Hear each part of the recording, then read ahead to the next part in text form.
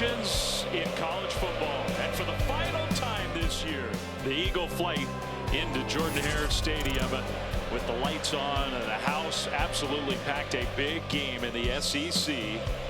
The final home game for the Auburn Tigers. It's senior night here at Jordan-Hare. And yeah, a good landing as always. That's Independence getting us ready for some college football. Welcome to ESPN College Football Primetime, presented by IHG Hotels and Resorts.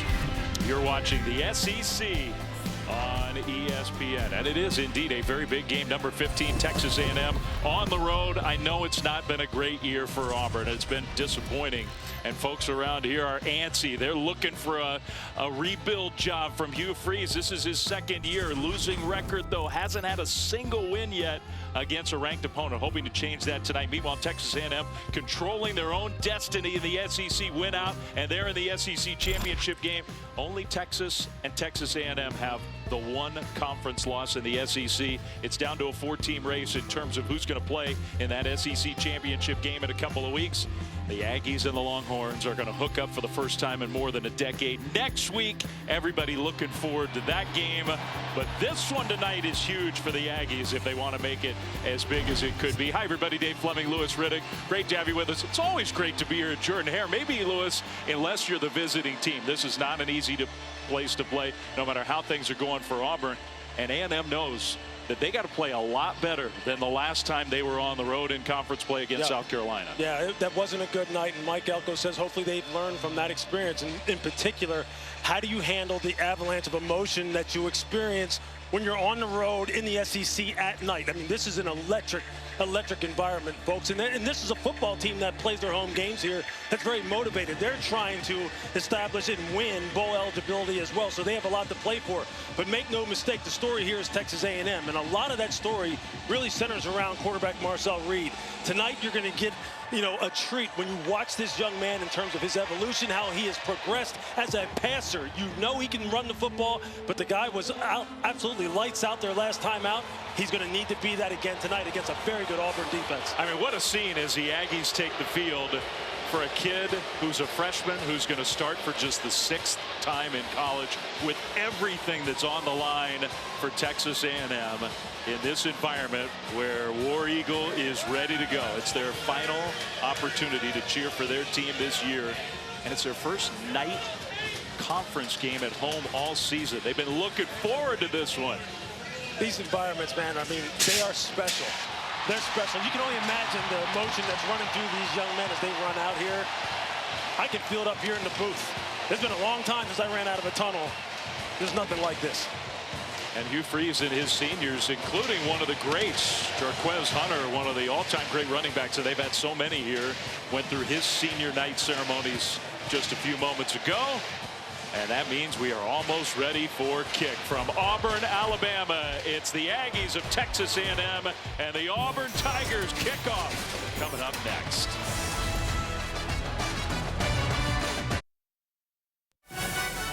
Dave Fleming, Lewis Riddick back here under the lights at Jordan-Hare.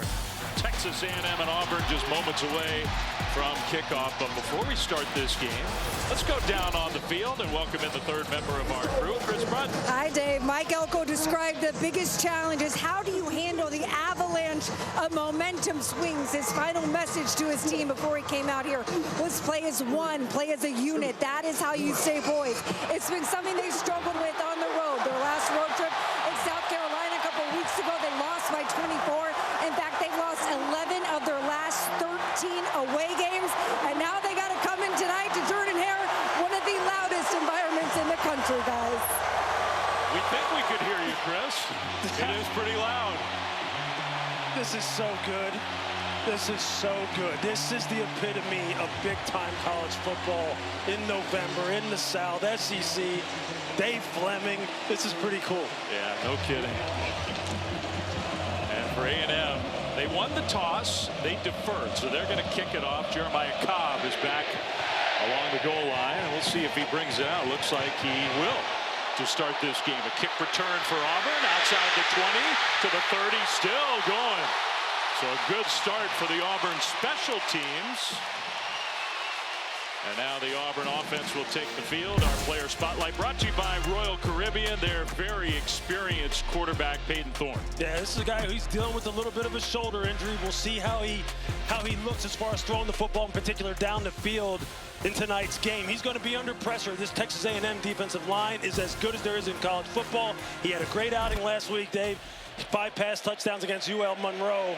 We'll see what he can get done here tonight. And I know it wasn't an SEC opponent, but he really needed that. So Peyton Thorne is going to take the shotgun snap and hand it off to his fellow senior, Jarquez Hunter. A straight ahead run for a gain of 3, maybe 4. Hunter, one of the great backs in the SEC. In fact, the defensive coordinator for A&M, Jay Bateman, told you and me this week that he thinks he's the best running back in the SEC. He sure did. And look, he is tough now. He will carry people on his back like little kids. He will run it between the tackles. Once he gets in the open field, he can rip off chunks. Thorne faked it to Hunter with a lead blocker, keeps it, and got close. Stopped about a yard short. Not a huge part of his game to be a running quarterback, but it's at least it's a tool in the toolbox. Yeah, this is something that, as you see Auburn really trying to pick up the pace here, Hugh Freeze. Yeah, quick tempo on 3rd and short. Hunter got stopped initially, but he's just so hard to bring down. And great second effort for Hunter to get the Auburn first down. And that's what I'm talking about, that lower body strength, the center of gravity. The Texas A&M defender said that's his #1 strength. You better wrap him up. You better run your legs on contact. This Texas A&M defense, they've had some issues with the missed tackles. That's what haunted them at South Carolina. And against a running team like Auburn, you better get that corrected in a hurry. Now, Texas A&M's own grading system, they judged that their defense had 31 missed tackles. That's an amazing number. Amazing. In that one game. Thorne looking to throw the ball for the first time, and he gets a completion out on the left side. Pass caught by the super talented freshman wide receiver Cam Coleman. Yeah, he just went off last week against UL Monroe. He's a guy who is a high riser. He's got tremendous ball skills. He can get his hips down, get in and out of routes. He's going to have to win some one-on-ones. Hugh Freeze said we're going to put it up for him. Hunter gets the carry and stumbles ahead. Got tripped up into Texas A&M territory, but stopped a few yards short of the first down gain of 3. Yeah, you can see here right now they're trying to establish this run game inside and make sure Texas A&M has their fundamentals sound in this football game. Receiver in motion. Hunter gets a carry and a big hole right up the middle for another Auburn first down. There you see this Auburn offensive line getting up on the second level, getting bodies on bodies, as they like to say, and running their feet. And they'll be up against it again. The interior guys for Texas A&M, Albert Regis, Shamar Turner, they're as good as there are in college football. Nick Scorton on the outside, the transfer from Purdue, Shamar Stewart. These guys are studs. And they're going to have to play like it tonight, because as you can see, Hugh Freeze is testing them here early. Unquestionably one of the best defensive line units in all of college football. The Aggies have play fake. Thorne looked left, now back right, swings it out to Hunter, who kept his balance, broke a tackle, lowers the boom, and gets shoved out of bounds. Man, he is such a tough runner, so hard to bring down. That could have been a loss, a negative play. Instead, he got 6. That's one of the things, again, about Jarquez Hunter that you just cannot overemphasize, just how tough he is after contact. But you can see already, the defensive coordinator, Jay Bateman of Texas A&M, look, he said you want to pressure this quarterback. Aggies jumped offside for sure, so it's a free play. Why not go to Coleman, who makes the catch inside the 5 and gets shoved out of bounds just short of the goal line, 31 yards. Defense number 1. The penalty is declined. The resulting play is a first down. And there he is, the do-it-all freshman, Cam Coleman, one-on-one against Des Ricks, who is a fantastic, and I mean fantastic, one-on-one corner. Back shoulder, great concentration. Just high-level one-on-one matchups on the outside here on both sides of the ball. And a smart play, right, by Peyton Thorne. He knew he had a free shot. Now he's going to go over the top. That one is knocked away, incomplete. Trying to go to another one of the talented youngsters, this time Malcolm Simmons, but knocked away. That's a nice job by Jaden Hill. As you see, you're not in phase. You can't look back for the ball. You play through the eyes and the hands of the receiver. He did it absolutely perfect. That's textbook how you play man-to-man coverage. I know I got a little heated on social media this week, but you can see it here. Little switch release, And just watch Jaden Hill. He's just playing the eyes and the hands, plays through the pocket. It doesn't get any better than that right there. That is teaching tape right there. And you saw at the very end of that play, Hill kind of get that leg, ankle pinned underneath Simmons. And so he's down on the turf in the end zone. So Hill banged up. Auburn knocking on the door. It'll be 2nd and goal when we come back.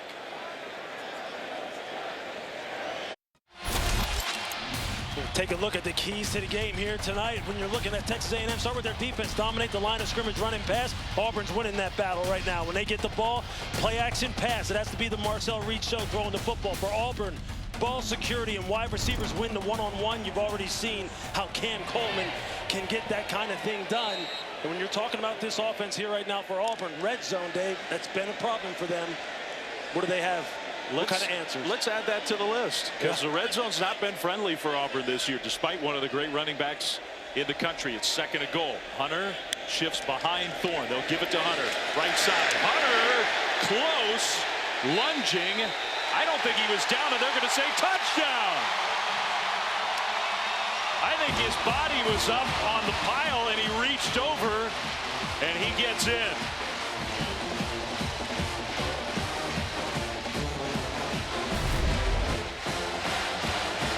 Second effort. That's what Jarquez Hunter's game is built on. Lower body power. You see there, initial contact is made 3 yards behind the line of scrimmage. But now he's just body surfing, getting a little help from his center, Connor Lew, trying to pull him forward. Yeah, maybe Braden Joyner as well. Why not? Help your teammate out. There you go. So Hunter's in 10 plays, 65 yards. And what a way to start for Auburn. Looking for their first win under Hugh Freeze. This is the end of Hugh's 2nd year here at Auburn. First win against a ranked opponent. They took a look, I'm sure, upstairs, confirmed that he was in. So now we get ready for the extra point. Just think about the history of running backs here at Auburn. Jarquez Hunter, the first running back to top 1,000 yards since 2021.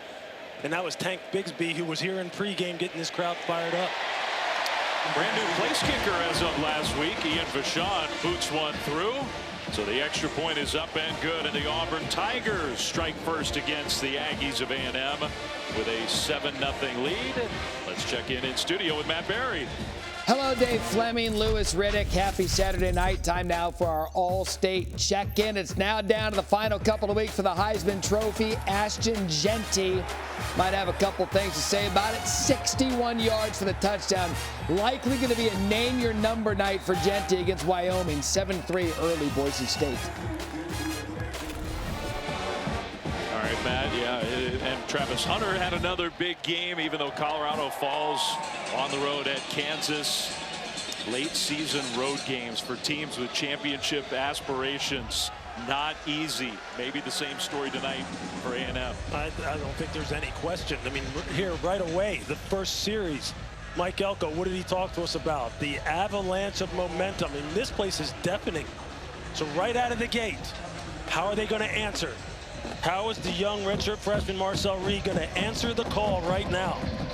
Can he get his team in the end zone and even this game up? This is Auburn's 7th SEC game of the year. That's the first time all year they've had an opening drive touchdown in a conference game. Towns Magoo kicks it into the end zone for a touchback.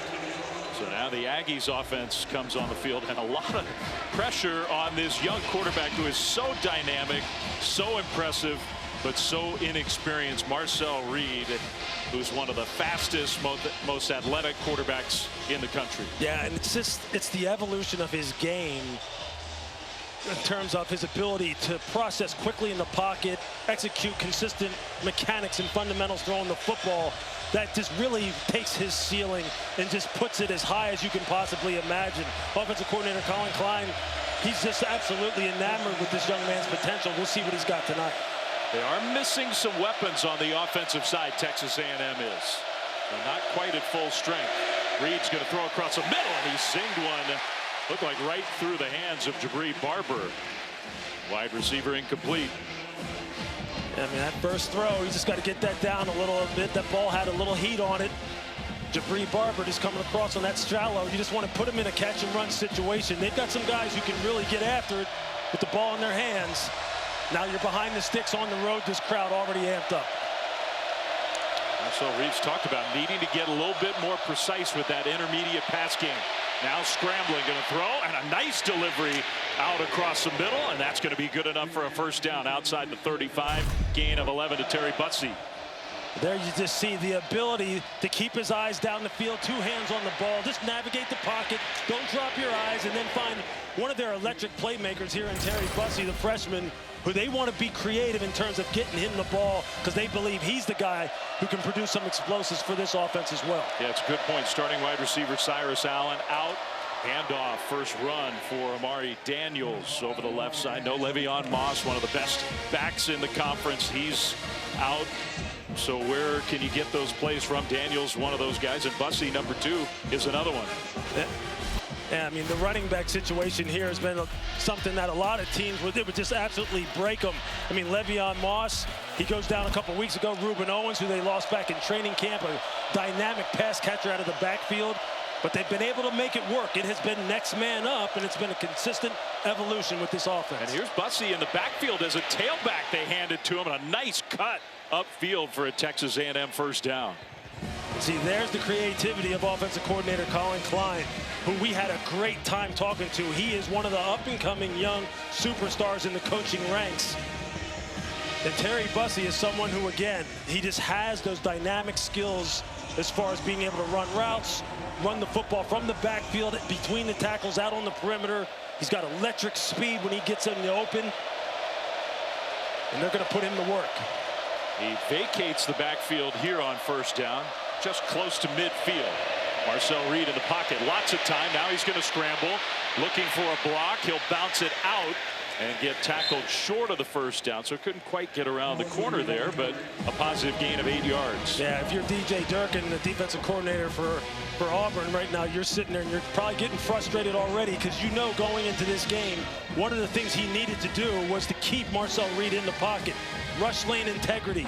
Don't create any gaps up front for him to escape through, because as you can see there, it's just too easy for him when he tucks it and runs. In some ways, they got lucky that wasn't a bigger game. That's right. right. A lot of room in front of him. Daniels in the backfield once again. Play clock. Plenty of time left on it. They'll hand it to Daniels. Right side run, and that's enough for the first down inside the Auburn 40 to the 39. They're just running that split zone, as they call it, with the tight end blocking back across the formation, get movement at the point of attack with some double teams, and then climb to the second level. Just good old-fashioned football. That's all it is. And then you just get your 215-pound back, Amari Daniels, with his pads low. And there you see DJ Durkin. He was the defensive coordinator at A&M last year. He's familiar with these guys on his football team, a lot of them. He's got his work cut out for him tonight. Spoke very highly of Marcel Reed. Really likes that young man. Bussey, left side run. It's obvious he's going to be a big part of the game plan, even on this first A&M drive. Just a couple of yards. Caleb Harris with the tackle. And it's just a nice job, again, of staying true to who they are, wanting to establish the line of scrimmage, still make sure that the running backs get their touches. Terry Bussey gets acclimated to his new role in this football game. And as they get closer down here to the high red zone and in the red zone, make no mistake, Marcel Reed can throw the football, and he is dangerous in scoring territory. Auburn rushing 4.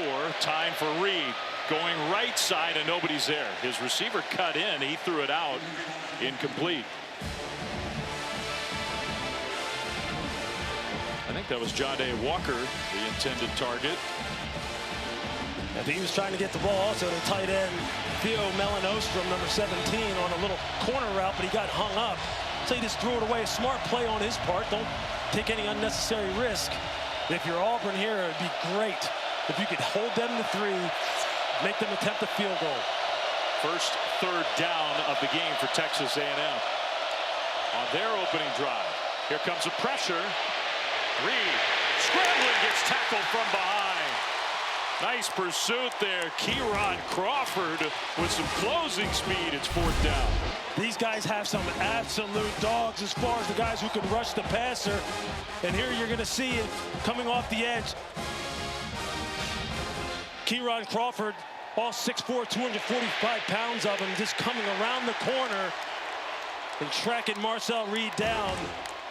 They have got some guys who've got tremendous speed, tremendous get-off. They're going to have to play some of their best tonight. Well, Randy Bond, one of the better kickers in the country. This is a long one, though, 54 yards. Good snap and hold, kick on the way, and that kick is no good. That's the first one from 50+ that he's missed all year. The Auburn defense holds, leading 7-0.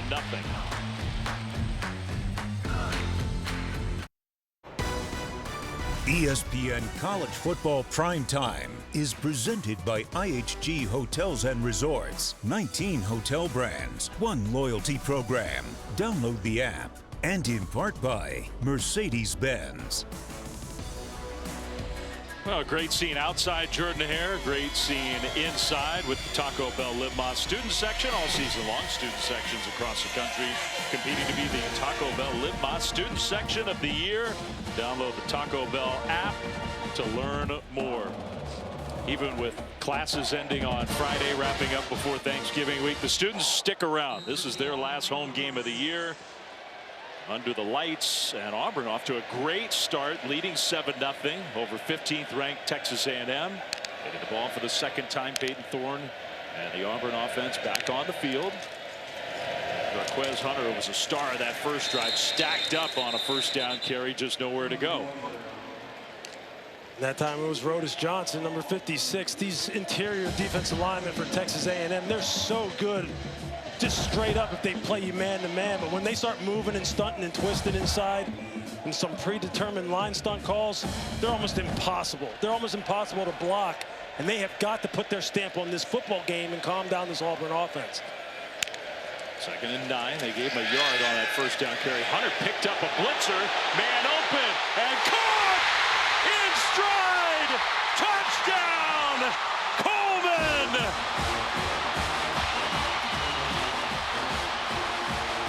63 yards.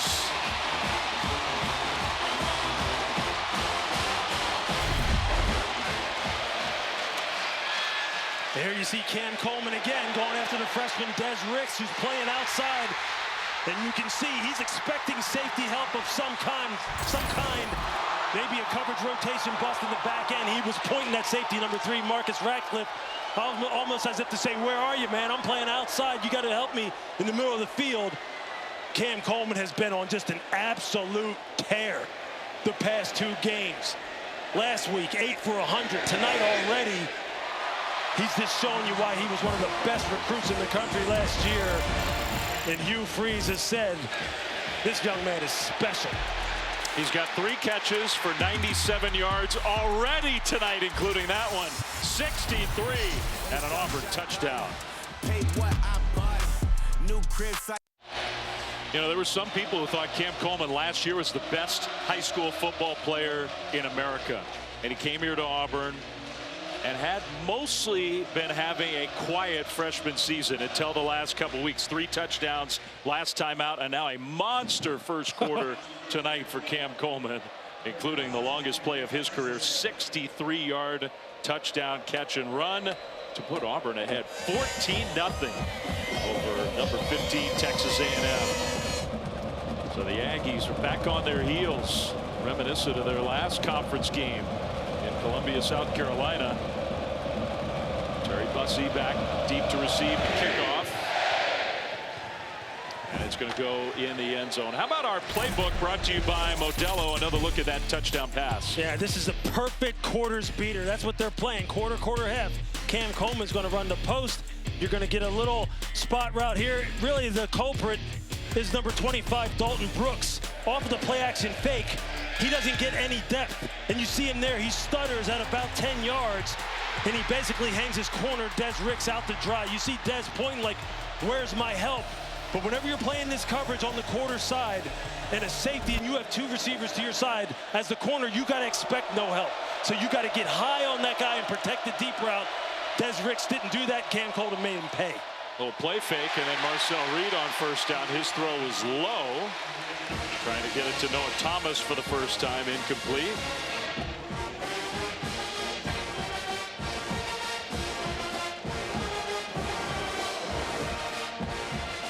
2nd and 10 for Texas A&M.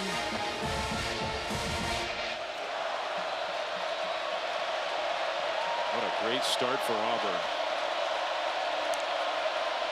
Reed looking to throw again. That one is incomplete, knocked away, and almost intercepted. Let's go down to Chris. Dave, after the Aggies' last possession, Marcel Reed went to the sidelines, immediately went up to his offensive line to discuss some miscommunication. You can hear how loud it is in here. My decimal reader reads 105 decibels. That's the equivalent of having a power saw in your ears. Doesn't sound that fun. No, it doesn't. It doesn't, but this place is bonkers right now. And it's 3rd and 10 for the Aggies.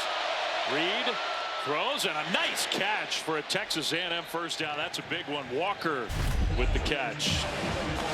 And there you see it. Ja'Day Walker, he's going to be running the deep end routes. And Marcel just puts him on him perfectly again, working up against another fantastic freshman on this Auburn football team, Drake Crawford.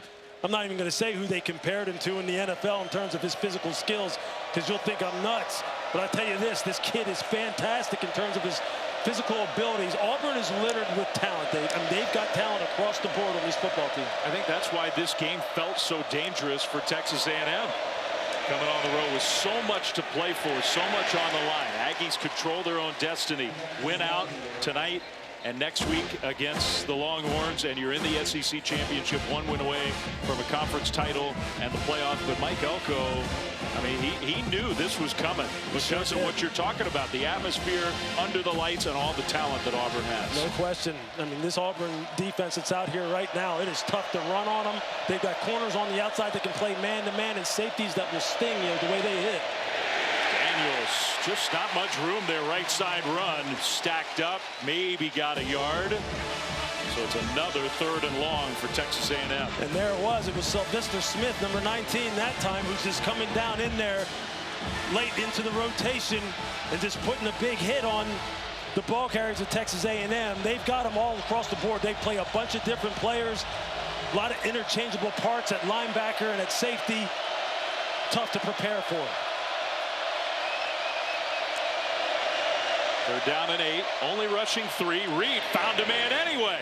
And once again, Ja'Day Walker with the catch on 3rd down for a conversion. It's a real nice job of Walker just settling in this zone, in this 3-deep zone that they're playing, right in that hook curl area. The smart, intelligent route running, and then on the part of Marcel Reed, just staying patient in the pocket and just dealing the football nice and calmly. Yeah, and I do like what you said, because he's gotten so much credit, deservedly so, for this part of his game. He is a dynamic runner, averaging more yards per carry than any other quarterback in the SEC. But he can sit that ball in there too. Yeah, I mean, there's the example, right? He just pulls it, and then it's one-on-one in space against the safety, Jaron Thompson, who we talked to, who's just a fantastic young man, so intelligent, wants to become a coach when he's done playing. And he made a touchdown-saving open field tackle. Missed that one, and Marcel Reed is gone. 2nd down and short for the Aggies. Reed swings it out to Daniels, the running back out of the backfield, and nice tough run after the catch. He only needed 2, and I think they spotted him short by about a half a yard. I thought he got it, but no. And there he was, Kieron Crawford, number 24, that hybrid pass rusher linebacker, all 6'4", 245 pounds of him.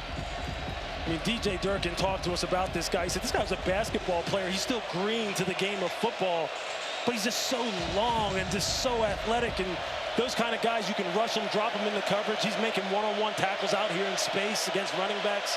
Just fun to watch. Never played football until he was a junior in high school, ever. There you go. Daniels with a 1st down run. So the Aggies convert a third down on this drive alone.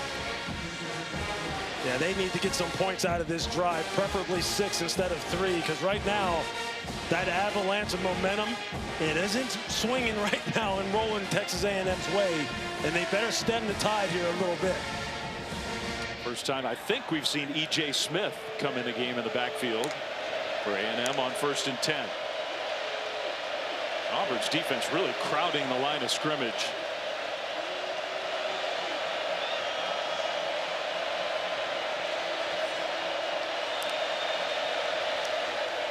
Back to throw. Reed is going to get away and finds Walker again. Another completion to him and another Texas A&M first down. I mean, just watch Marcel Reed here from the end zone. Just watch how he navigates the pocket. Step up, escape out to the right. I mean, he's got some absolute fantastic athletes. DeMarcus Riddick trying to chase him down. He's got Kieran Crawford coming from his backside. It's like he has eyes in the back of his head. He's so calm and cool. Remember, he's making his 6th start this year in his redshirt freshman year. He first took over when Connor Wigman, who's such a highly regarded, talented young quarterback himself, got hurt. Reed played well, throws that one in, intercepted, picked off. Jaron Thompson, the guy you were just talking about, comes up with the pick.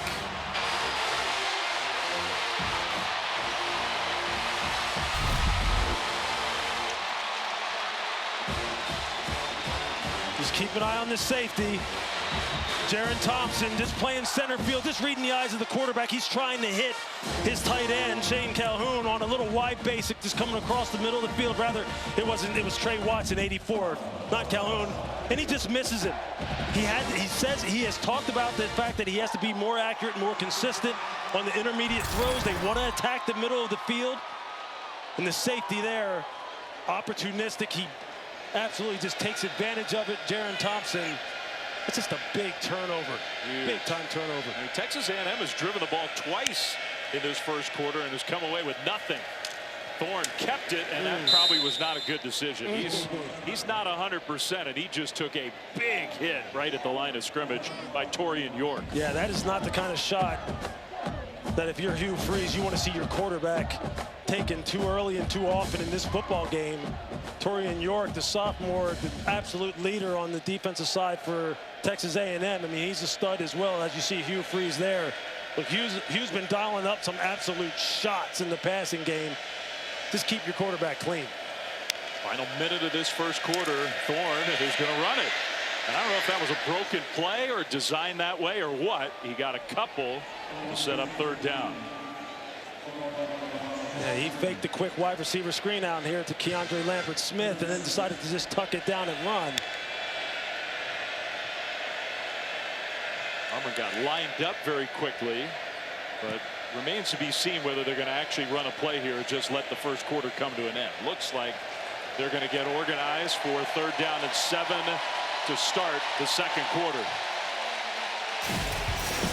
Hugh Freeze needs a big win desperately, and his team after 15 minutes has put them in a position to get that win, leading Texas A&M 14-0.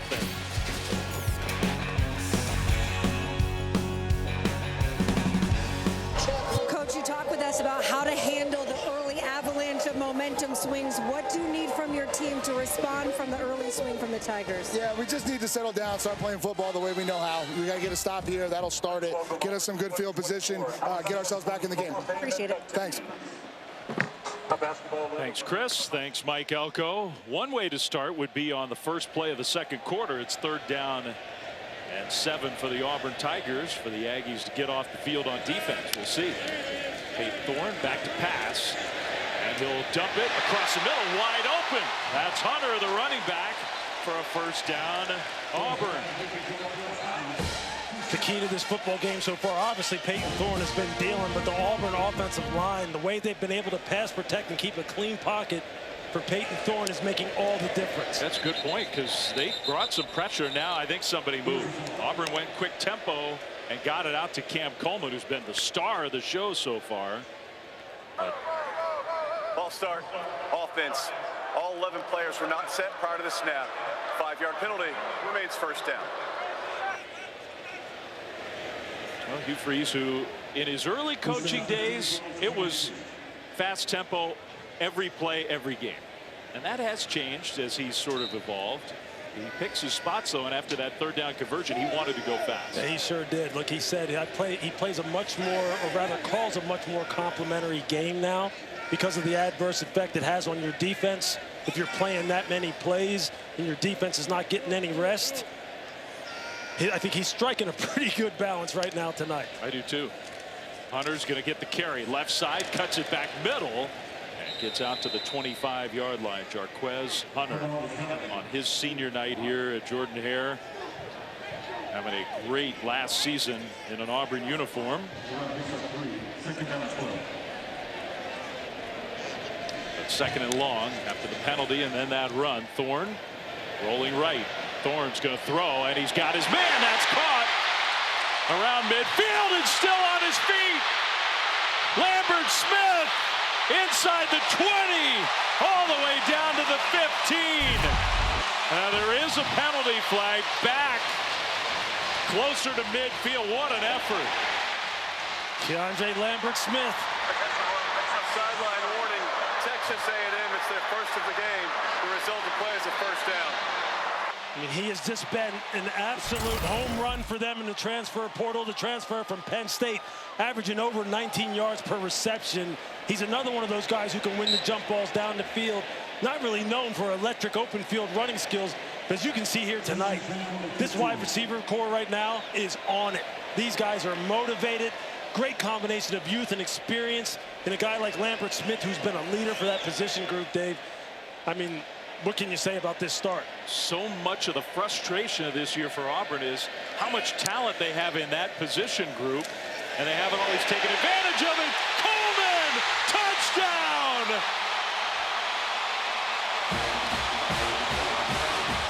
He's becoming a star late in the season, his second one already tonight.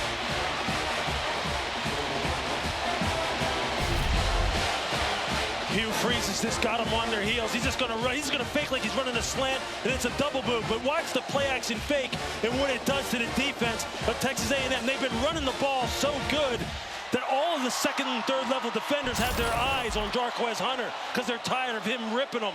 So they just take a peek for just 1 second, and now Hugh Freeze knows that he's going to dial up the play action shots, the double moves. It's just been one banger after another. He's got them all on their heels right now. It is not fun if you're Texas A&M. I mean, it was just a minute ago. It was third down, first play of the quarter, and in the blink of an eye, another touchdown. It's 21-0.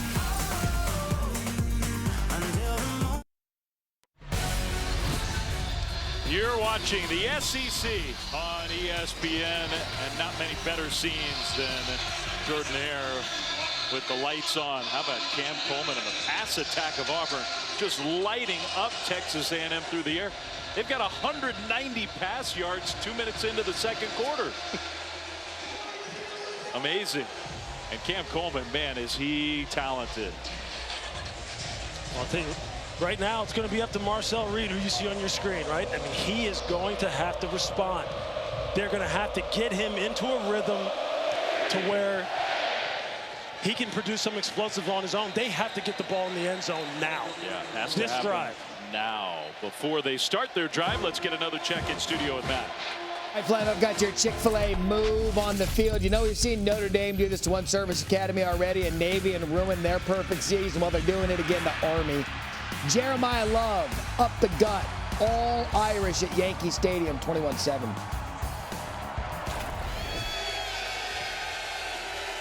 All right, thanks, Matt.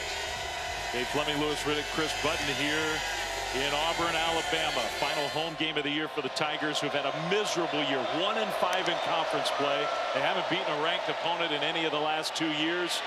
A handoff left side, and I think a face mask in the middle of that play. Daniels got the carry for very little gain, but I do believe that's going to be a big penalty against Auburn. Maybe Crawford.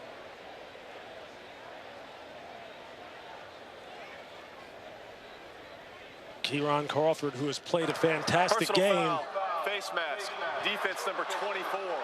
The 15-yard penalty will be added to the end of the run and include an automatic first down. You're just going to see him on the end of the line of scrimmage. He's just fighting with Trey Zoon, trying to get off the block. Just kind of reaches that big hand out there and grabs Amari Daniels' face mask.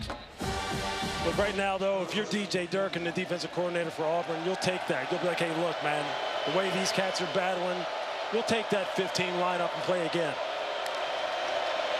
Shotgun snap. Now Reed takes off.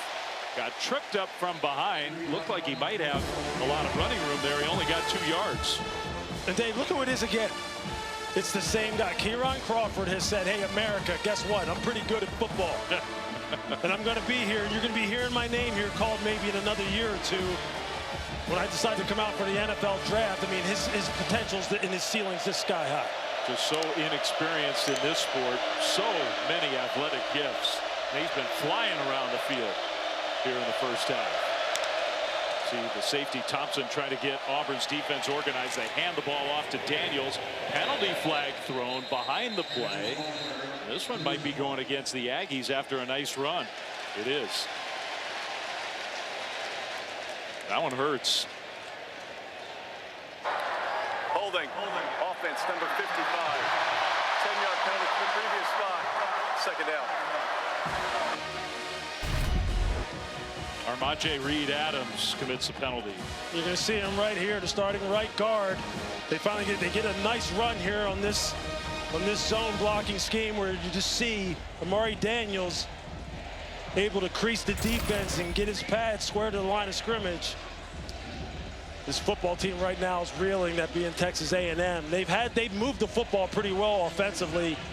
Sputtered down in the red zone with turnovers, missed field goals, but they've got to get something going there. It's true. They've had 2 drives, 2 10-plus play drives, and no points. And now instead of 3rd and 2, it's 2nd and 19. Pressure picked up. Reed completes it left side, and then a swarming tackle of Noah Thomas, his first catch of the game. But it does make 3rd down a lot more manageable. Noah Thomas, just a fantastic prospect in his own right. 6'6" and 200 pounds. Real good body control. He's a problem down in the red area too. If they get down here inside the 20, expect number 3's number to be called. But first of all, they got to pick up this first down here as this crowd starts getting amped up again, and another key 3rd down. Chris's decibel meter might be broken by the end of this night. Reed slings it out, and Thomas with the catch gets pummeled backwards, but his forward progress easily is going to be enough for a first down. This is a nice route by Noah Thomas. Fakes like he's going to take it upfield on the seam route and then just breaks it back outside. Marcel Reed puts it on him. Auburn maybe a little flat-footed, but nowhere to go with the ball. So Reed is going to scramble and run, and then goes down. It's not often a team is down 21-0 as good as Texas A&M has been on 3rd down. They're 4 of 5, and they've converted some long ones. Yeah, it's those turnovers and just not being able to be efficient when they need it the most, when everything gets condensed down inside the 20, which was something they were very good with last week against New Mexico State. Different level of opponent, that's a little for bit, sure. A little bit. A&M's going to substitute, and Auburn, of course, then you're allowed to substitute yourself. Play clock's winding down, and they're going to hold the Aggies, who are probably going to have to burn a timeout, I would imagine. They will. I mean, if you're the offense these days in college football and you substitute that late, you're cooked. So timeout. We'll be back to Auburn right after this.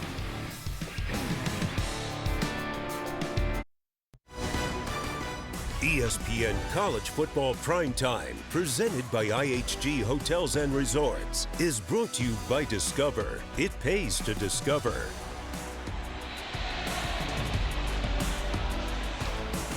Part of senior night here at Auburn, and it couldn't be going any better for the Tigers. Dave Fleming, Lewis Riddick, Chris Button, happy to have you with us. What a scene. Lights are on at Jordan-Hare. Texas A&M, number 15 in the country, only 1 SEC loss, controlling their own destiny, so much to play for. But I think we feel like Auburn has a lot to play for too, just desperate for a signature win. 2 frustrating years for Hugh Freeze. Talent on this roster, not enough wins. They got a great chance to get that win tonight. Yeah, it just reminds you a little bit of like a boiling pot, man, where they're like the top is coming off now. So much pressure has been building, and they're so talented. It's just now spilling over here in the first half of this football game. Fans have got to be pleased. Yeah, I know we got a long way to go in this one. Reed back to pass. Gonna scramble now and get tripped up. He goes down. Philip Bleedy got him by the ankles. Give credit to this Auburn defense and its front four in terms of their defensive line, rushing with lane integrity. And there you see Philip Bleedy. What do you do when you get high in the pocket? Retrace your steps, come back downhill. clip the heels of the fantastic Marcel Reed, get him on the ground. This is great defensive line play. Did it with one shoe on. 3rd and 9. This is a huge moment for A&M. Play fake, and Reed gets to the corner. He will get the Texas A&M first down. There's a long way to go in this game, but you feel like the Aggies, they need points on this drive. Yeah, and there you see all the misdirection, the backfield action. If you're not sure on your assignments and sound on your assignments, Marcel Reed will make you pay on the edges. He's just so fast. He'll get the ball north and south. He'll have 10 on you in a heartbeat. And you're right, Dave. You cannot rest if you're Auburn's defense. You cannot start looking at the scoreboard and thinking you've got this in the bag. Because that young man is electric and explosive, and they've got some people on the outside that can score in a hurry. A&M's 5 of 6 on 3rd down, and some long conversions too. Another one that time from Reed and the Aggies. Going to swing it out left side and set up beautifully with blockers ahead and a open field tackle. I think that was Thompson who came flying in. Trey Watson was off and running. It is a gain of 11. It's a good thing that Jaron Thompson did make this tackle, because this tight end screen is set perfectly for Trey Watson. He has 2 blockers in front of him. That would have been a house call. It would have been 6 if it weren't for the tackle. Now in the backfield, Malik Blockton, one of the young, talented defenders, dropped Amari Daniels. Yeah, you see Blockton in the middle of your screen. Just a quick arm over right there. He just slips the left guard, T.J. Shanahan. Now you see me, now you don't. Again, another one of those fantastic freshmen. Look, Hugh Freeze told us that's really the lifeblood of how he wants to build his program. He wants to recruit. He's got a top 5 recruiting class coming in here again for next season to stack on top of the one that's playing out here tonight. 2nd and 12 for A&M. Reed swings it out to the left side. Walker with the catch, gets shoved out of bounds right around the 15. They'll actually spot him back at about the 16-yard line. So it's 3rd down coming up, and down 21-0 midway through the 2nd quarter. Even with a very good field goal kicker, it could well be 4-down territory.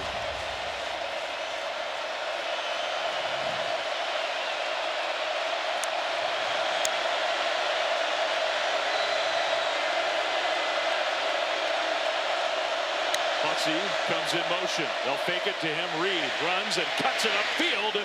Gets tackled, I think. I mean, real close, but I think he is a little bit short.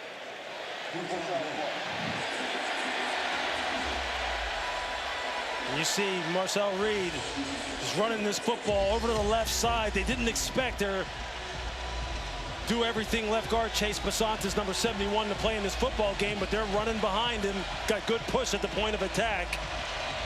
That left side with Basantis and Trey Zoon, number 60, one of the captains here at Texas A&M. They're going to lean on these guys in this run game.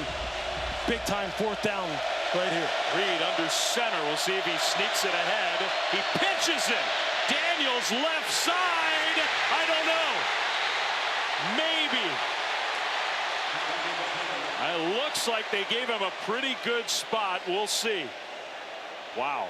Instead of the quarterback sneak, they pitched it out. And that is judged to be a 1st down. Just a great individual effort by another freshman on this Auburn defense, number 16, DeMarcus Riddick. You're going to see him on the edge of the line of scrimmage. He just gets into the blocker. He's able to stack and set him and put a hit on Amari Daniels. Just youth everywhere on this field here tonight. Bunch of freshmen and sophomores. Both of these programs in good shape. That was a great play. Hugh Freeze, he calls a timeout, I think. I think he wants the officials upstairs to take a look at this. He's unhappy with that spot. It was real close. It sure was. Again, yeah, I said the right last name, DeMarcus Riddick. No relation to me. Although his athletic ability, I could see a relationship. I mean, it's kind of similar. But he just makes a great play on the edge. Before the timeout was called, the previous players under video review to see if the runner made the line to gain. Well, he may have gotten that ball across. Man, There's some big-time hitting going on out here tonight, Dave. Big time. We'll be back right after this. All right, back here at Auburn, replay booth. Didn't take long to confirm the spot on the field. It was close, but it is a good spot and a Texas A&M first down. It sure is. It's a great individual effort on the part of Amari Daniels, fighting to get that fresh set of downs. Now here they are on the +10. They've been one of the best teams in college football in terms of red zone scoring efficiency.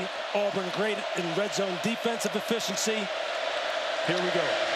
Jet sweep action and well pursued by Auburn. So the speed on the edge by Williams, but he gets knocked down. And I'd say Williams, that's Barber. Here now, you got to keep your eye on Noah Thomas, 6'6", 200 pounds. Great catch radius. They can get him in one-on-one situations with him or Ja'Day Walker, number 9. Marcel Reed has shown the ability to throw the football with accuracy, give his wide receivers a chance down here. Under 5 minutes to go, second quarter, and A&M's got to get in the end zone. Handoff, Daniels, nice cut, and fighting ahead with a big hit on the side of the play and gets stopped a couple yards short. It'll be 3rd and goal. It's a great cut by Amari Daniels. Dorian Mausi, number 12. Puts the hit on him. In comes Caleb Harris. I mean, these guys, there's some pads cracking out here tonight. This is a big, big down. You would assume this is 2-down territory. Mike Elko wants to get 6 here. The 15th play of the drive, and a direct snap it straight ahead. Touchdown! The official from the side called it a touchdown. Then the ball came out, and Auburn and their fans thought that Thompson had come away with the ball. It was Bussey. Ruling on the field as the runner broke the goal line, playing with possession of the ball. Touchdown. So on the field, the ruling was indeed Terry Bussey, touchdown, Texas A&M. You see them trying to be creative again with the way they use Bussey, and you're going to see him just fighting and fighting. Here comes the ball, breaks the plane right there. Ooh. It's close. It's not exactly right down the line as far as our viewpoint here. If he didn't break the plane, I don't think he was down when the ball came out. So I do think he actually did break the plane, but it's really close. We have Matt Austin, our rules expert, with us tonight. Matt, what do you think? Yeah, David, Lewis is exactly right. That's without a shot right exactly there, down the line, the call on the field is probably going to stand. I agree with him. I do think he reached it across, and this may be a better shot. Yeah, let's see. Pylon cam. Kind of zoom in. You can see the ball come out right here. He's going to reach it across the goal line. That's a touchdown. Yeah, I think he got there. Wow. That's a heck of an effort by Terry Bussey. Again, being put in some different roles. Colin Klein, offensive coordinator, being creative.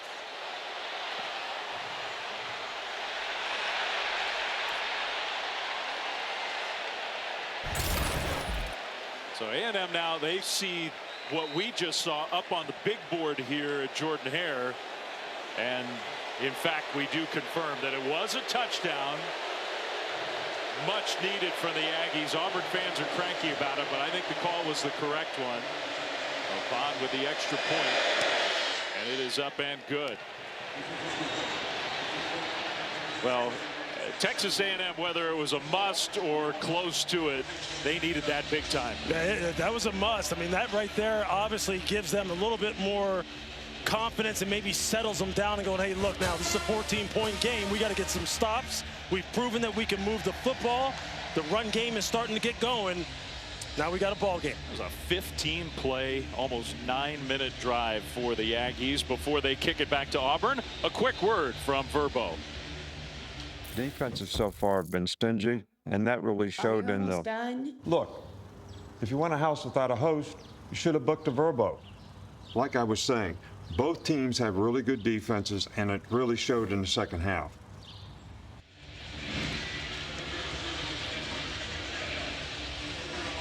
Well, Texas A&M, this is a huge sequence in not just their game, this game, but their season, their championship hopes, because they do get the ball to start the second half. If they could somehow come up with a stop here, they could feel a whole lot better about things going to the second half. We'll see. How about a stop and then a score, and then come back out, you know, with the ball in the second half? I mean, this is, you're right, this is a huge sequence of events right here. Kickoff into the end zone for a touchback. How about our drive recap covered by Geico?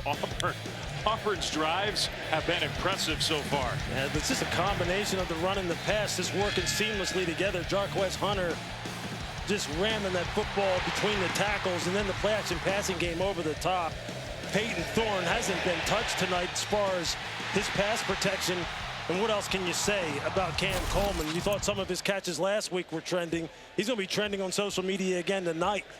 This kid is a shooting star, and Hugh Freeze knows I've got some ballers down here in Auburn, man. Just got to make sure I can get some consistent play out of the quarterback, and you'll see a lot more of that TD at the end of the drives. I mean, you throw out week one, this is by far the best half of offense for Auburn this year. Cam Coleman, 4 catches, 112 yards, 2 touchdowns around the right side, and a first down run with a slip at the end of it. Otherwise, Hunter might have had even more. Let's go down to the sidelines again to Chris. Dave, this Aggie secondary has received an earful. Mike Elko went up to him after the Auburn last touchdown. Their DB's coach, Ishmael Aristai, went up to him and said, we have practiced these exact same things this morning. This is not us. What are we doing? Sort of harsh but true words so far. Hunter, another carry, and he'll get hit around the 35, but falls forward enough for an Auburn first down. What's even more surprising, though, really, is, look, this Auburn offensive line, it's something that Hugh Freeze was worried about a little bit, especially against an elite defensive front that Texas A&M has. You know, could they establish the running game? They had confidence in that, but the passing game, could they provide Peyton Thorne with enough time to hit some of these deep shots down the field? With the way they've been running the football, the play action passing game has just been killing Texas A&M, and they're not helping it with some of the mistakes they're making in the back end. You think the Aggies have 6, 7 guys, a fake flea flicker that gets blown up. So one of the first times that Texas A&M's really gotten in that backfield, it was the linebacker Scooby Williams with Torian York there as well. I mean, Jarquez Hunter just felt as though he probably saw Scooby coming and thought, if I turn and pitch this ball back, it may be a turnover. It's a good thing that Scooby Williams was blitzing, because he had Malcolm Simmons coming wide open down the middle of the field. It may have been another big explosive play. Wow. That's the first tackle for loss in the half for Texas A&M, and they've specialized in that this year. Not tonight. Second and long for Auburn. Thorne back to pass. Now going to step up, and he cannot get away. Goes down. Gets sacked for the first time tonight. Shamar Stewart, Howell was there, and I think the Aggies are using one of those timeouts. They are. Timeout of the half. It's 30 seconds in length. Please reset the game clock to 2:14, 2:14. Thank you. I mean, you're just going to get nice, defined rush lanes here by Texas A&M. Solid coverage on the back end. They run a little bit of an ET on the right side of your screen, meaning the tackle penetrates and the end loops around. But it's the coverage in the back end that allows them to make this sack. As you see, Peyton Thorne, he can't go anywhere with the football. And then the rush just converges on him. That's good team defense. That's exactly what Mike Elko wants out of his unit. And he hasn't been able to get on a consistent basis yet tonight. And to your point, here we go. 2:14. You have the 2-minute timeout still, and 1 timeout remaining for the Aggies. It's 3rd and long. You get a stop here. You might get some decent field position and have a chance to really turn the end of what has been a disastrous first half into something more positive. Yeah, this is a huge 3rd down. Get off the field, be clean on special teams, see if you can punch another one in the end zone. They haven't stopped Auburn on 3rd down yet tonight. Showing some pressure, and they're going to bring pressure. Thorne gets his pass batted up in the air. It's incomplete. A&M runs over and grabs it, but that was an incomplete forward pass. I think Bryce Anderson from the secondary was the blitzer. Just going to run a little overload pressure To the quarterback's right, Bryce Anderson comes clean and makes the big play. Bryce Anderson, maybe the best athlete on this team overall. He can do it all. He is a special teams dynamo. Great in the deep part of the field. He's fast, he's physical. Excellent prospect. First punt of the night, and it's a shank. I mean, a total shank by Oscar Chapman, who's a really good punter. And the whole feel of the game has changed. There goes that avalanche of momentum, maybe swinging back the other way. Has Texas A&M withstood the early onslaught? Can they now? Wow, I mean, that just doesn't happen to Oscar Chapman. Helping out the officials. Yeah, put it over here. Even keep going. Chapman can't believe that's a 17-yard punt. I mean, he has been one of the stalwarts for this football team this year. Someone who they've been able to count on. Now, if you're the Auburn defense, you've got to kind of put this fire out that's kind of starting to burn a little bit higher for Texas A&M. Totally true. Aggies get the ball to start the second half. They have 2 minutes and 3 seconds. They have a timeout. They have the 2-minute timeout, and they start at midfield. Reed steps up. Reed gets away. Reed takes a big hit, got sandwiched into Auburn territory after a gain of 8. There is our 2-minute timeout. Aggies trying to get right back in this game.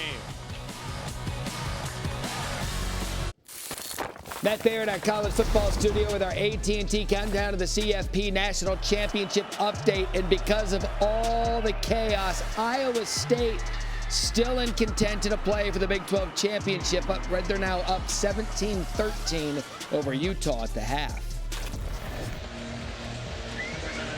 Yeah, that Big 12, I mean, it has been a roller coaster ride. SEC, there's been more clarity here late in the season. Texas A&M controls their own destiny, but down 21-0 and reeling. Now a real opportunity to get back in this game on 2nd and short. Daniels with the carry, straight ahead, first down. They're in Auburn territory. Plenty of time with the timeout in their back pocket on the move. Now the running game starting to go. Amari Daniels continues to just pound this ball in this zone running scheme. Marcel Reed. And I think A&M moved early. So they got set up to go quick and committed a penalty. I think they're going to get Ja'Day Walker out here by receiver for not being set. Number 9.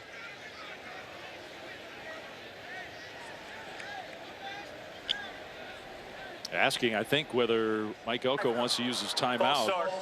Offense number 9. 5-yard penalty. Repeat first down. The foul occurred with the clock running under 2 minutes. It is eligible for a 10-second subtraction. The game clock should have been at 1:45 when the play ended. Please reset the game clock to 1:35. It will start on the ready for play. So he won't use the timeout. They'll take the 10-second run off. 1:35 to go in the half. That one hurts. Now they wind the clock. A&M gets it snapped quickly. Plenty of time for Reed. Throws into coverage. Incomplete. Threw it into double coverage. That was dangerous. Trying to hit Noah Thomas on the 7 route, but he was bracketed high and low. Kayan Lee was underneath, safety over the top. It's lucky Kayan didn't get around and get that ball tracked out and maybe come up with an interception. 2nd and 15. Pressure. Picked up. Throw off of Walker. Incomplete. And now it's 3rd and 15. Been running a little high-low combination here, trying to get the ball to Ja'Day Walker. And he has him open, sitting right in that little zone void. And that's Marcel Reed again, just with an errant throw. Tried to force it into double coverage. The play before to Noah Thomas, misses Ja'Day Walker. Now here in 3rd down and long. If you get something positive but less than 15, you do have a field goal kicker with a lot of range. So we'll see. Into the backfield, Reed will go down, gets sacked. Riddick got him. It was Crawford who pursued him. And it's 4th down and very long for the Aggies. Timeout. Auburn, 30 seconds in length. I mean, this young man right here is just making play after play. Kieron Crawford. And then here it is right in the middle of your screen. It's going to be my namesake, DeMarcus Riddick, making another play. A guy who DJ Durkin said he has been making plays since he stepped on the campus. First it was on special teams. Then he put him out on the perimeter, let him rush a little bit, use his athleticism. Now he says I can put him in the box and stack him off the ball because he's become, you know, just he's using his football instincts. The game is slowed down. He's reading things better. And there you see it. Certain guys, they're just natural-born football players. Riddick is one of them. And this Kieron Crawford, he is bursting onto the scene here tonight. Wow, what a first half for Kieron Crawford. He has just abused the A&M offensive line multiple times. You got Malcolm Simmons back at the 10, with the Aggies thinking points, now having to punt it away.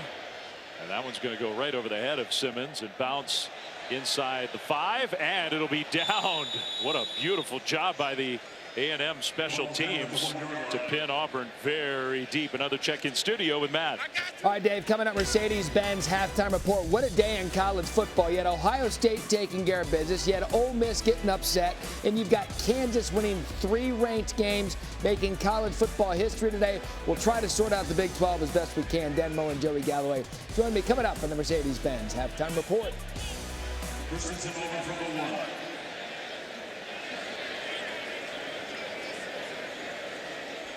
It's been a crazy day, man.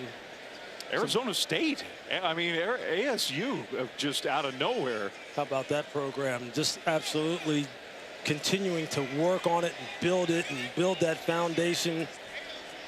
Give credit to the coaching staff and the administrators out there. I have a feeling our friend Matt Berry's going to emphasize that point at halftime. Yeah, I'm sure. And I don't want to hear it, but I love Matt Berry. He should be proud. Auburn has called their second charge timeout of the half. It's 30 seconds in length. All right, a short timeout, Auburn. And Auburn's got to be careful here. Up 21-7, a minute 8 to go. But after that excellent execution by the special teams of Texas A&M, the Tigers just have to avoid a mistake, get into the locker room. Dave Fleming, Louis Riddick, it's been really impressive. And you've talked a lot about the young talent on Auburn. Yeah. Where have they been all year? That's a hard question to answer, but they're here tonight. Yeah. You know, this team has really it's battled a couple different things, namely kind of really hurting themselves, especially when you're talking about, you know, turning the football over, not protecting it, and then just not getting even performances at some of the most critical positions, namely quarterback. Look, Peyton Thorne, he has endured a lot of criticism this year. He started off the season so good and then had a bad football game against Cal, came back and he's played some pretty good football. Hugh Freeze still supporting him. And he said, look, if we can protect him, he can throw this football. And you saw that last week. You're seeing it here tonight. And they have really amassed a lot of good young talent here. And like I said, they're going to bring in some more young talent on this football team. They're going to be heard from in the SEC here very soon. Smart play there just to sneak it ahead, get a little breathing room. Texas A&M has called their 3rd and final timeout. Please reset the game clock to 1 minute 4 seconds. It's final timeout, so Auburn's got to do that at least a couple more times before they can get this one to halftime. By the way, we get a chance to remind you, you can kick off your Sunday tomorrow NFL Countdown, 10 a.m. Eastern on ESPN. Adam Schefter going all access with the Harbaugh brothers, who've been a huge part of the story in the NFL this year. In our Week 12 Monday Night Football matchup, it's John Harbaugh and the Ravens, Jim Harbaugh and the Chargers. It's a pretty good game, isn't it? It sure is. I mean, how cool is that for their father, Jack Harbaugh, to have, I mean, you have 2 of your sons playing one another, biggest stage in football, Monday Night Football. Jim Harbaugh's a treat, man. If you ever get a chance to talk to him, I've never seen a head coach gush over his quarterback as much as Jim Harbaugh does. He loves Justin Herbert. Yes, he does. Hunter straight ahead run, and that should just about do it. Auburn's got to snap it again and run another play. But the Tigers deserve some credit here after starting inside their own 1 just to make sure nothing weird happened. They have played a heck of a first half here at home. Their final home game of the season, the last home game for so many Auburn players. 20 plus went through the senior night ceremonies. Hunter, left side. That'll be good enough for a first down. So it'll stop the clock just briefly, and then I would imagine Auburn's going to be content to let that be the final play from scrimmage in the first half. If you're the Auburn coaching staff, you couldn't have asked for much better. If you're the Auburn fan base, you hear them here. They're cheering, standing up on their feet as they run off the field. And if you're Texas A&M, look, it's still in your control. You still determine your own destiny. You better come out of this tunnel in the second half absolutely screaming and trying to put the, the pedal to the floor, because this is going to be a game all the way to the end. Yeah, we sure hope so. The Aggies sure hope so. Hugh Freeze's team played maybe their best half of the whole season here. Chris is down with Mike Elko on the field. Coach, how would you evaluate what you've seen out of Marcel Reed in the offense in that first half? Yeah, we just got to finish drives. We got across midfield the first couple drives. We weren't able to finish them. We got to be able to get touchdowns. We put a really nice one together to score, and then we needed to get something on that last drive before the half. But we got to go in. We got to regroup. We got to come out. We got to play one heck of a second half. Thank you, Coach. Yeah. Indeed they do. Thanks, Chris Button. So it's halftime. Auburn's been good when they've played from ahead. 21-7, the Tigers looking for the upset win. It's time for the halftime report with Matt, Joey, and Dan. Lots to talk about, including this one here in Auburn, Alabama.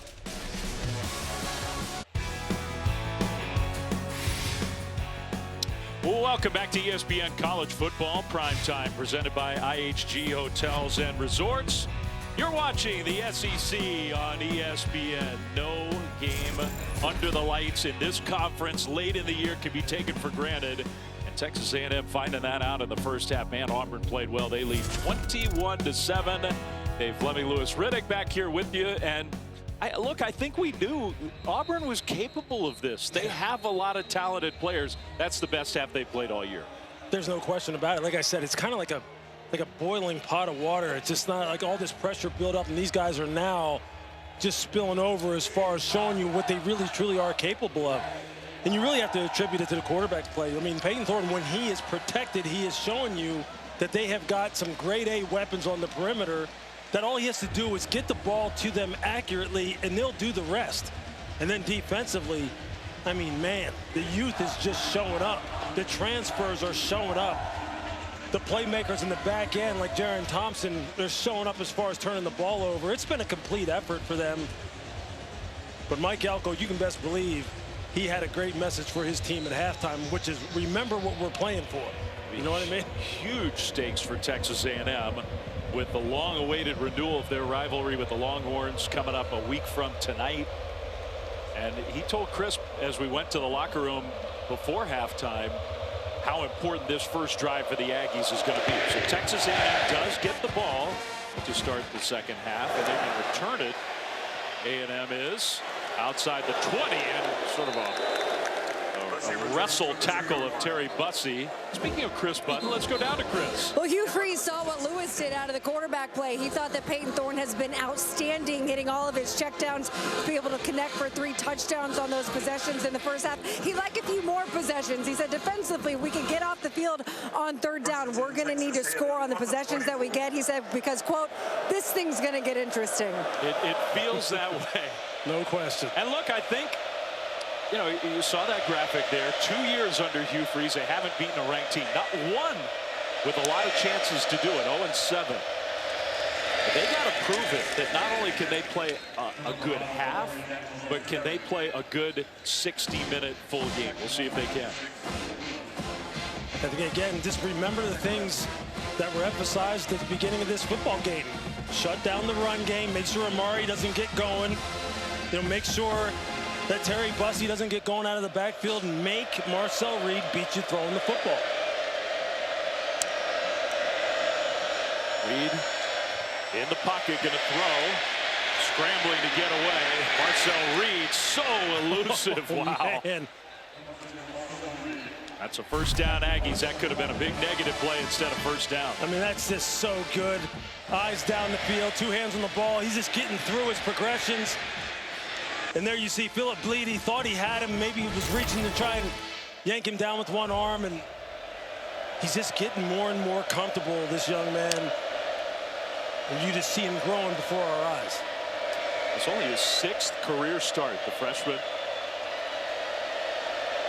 from Nashville, Tennessee. Play clock under 5 now. They'll hand it off. Daniels bounces it left after all that maneuvering, trying to change it at the line of scrimmage. They gain a yard, maybe 2. I mean, it's just one of these things that, you know, maybe as you're at home watching this game, you're not really paying attention to. You just see how Auburn just built a wall up front where Amari Daniels is having to pick and slide and cut along behind the line of scrimmage because he can't find a crease, because they're just building the wall, holding the point of attack, just playing good, fundamentally sound defense. That's how you get it to 2nd and long. Tight end in motion for the Aggies. Reed throws middle, and a nice delivery there. The quick tackle after the catch by Barber, and stopped, I think, a yard short of a first down. Marcel Reed knew exactly where he needed to go with that football. They ran a little cross dog stunt on the inside, a little zone blitz, where they crossed the linebackers, running into A and B gaps. Barber just spots up over the middle of the field where the void is, and Marcel just calmly and collected just delivers the football. Nice, accurate throw. And we got our first big play of this second half. Texas A&M playing from behind. Handoff on 3rd and short. Daniels leaned forward to get it. Amari Daniels, he's not the biggest back, although they list him at 215, and that was a power run. We're about to call the name of a guy we haven't called his name much so far in this football game. Sophomore Keldrick Falk, number 15. The fantastic defensive end, 6'6", 288 pounds. All these other playmakers on Auburn have been making plays tonight. Falk's been kind of quiet. He'll make his mark on this football game probably here soon. He's just too good to hold him down for long. Sack leader for Auburn, just a really talented young guy. Play fake on 1st down. Reed looking downfield, is going to dump it short, and then a missed tackle in the open field. So a nice move by E.J. Smith to get positive yardage there. E.J. Smith just channeling his dad, Emmett Smith. That strong lower body, breaking tackles in space and then picking up yardage after first contact. Number 22 just looks right, doesn't it? It sure does. It just oozes greatness. His father, one of the very, very, very best. E.J. out here giving Texas A&M some quality snaps. Yeah, that was a good play. Bussey in the backfield. They're going to throw, and to Bussey in stride out of the backfield for another A&M first down inside the 35 down to the 32. Gain of 15. You're going to see just a little halfback Texas route. You see him there just drive on the outside dropper there. Kieron Crawford makes a nice catch, gets the ball north and south. Nice effective drive. First down throw.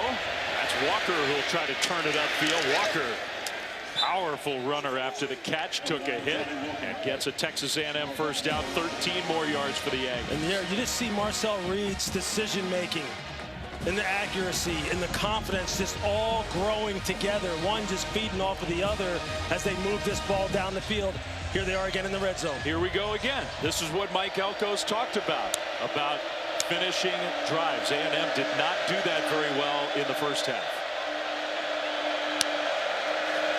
On 1st and 10, Daniels straight ahead. There was a big hole. It did close up, but not before Daniels got 4, close to 5. Yeah, the right side of that Texas A&M offensive line just went to work, getting good push at the point of attack. And they've come out here meaning business right now. They're trying to get this to a 1-score game. Auburn's got to bow up here. They know what what they're playing for. They know their destiny is in their hands. Season's on the line here, man. You got to start getting some touchdowns. 21-7 Auburn, but A&M starting this second half on the move toward the end zone. And catch! Touchdown! What a catch by Noah Thomas, with defenders draped all over him.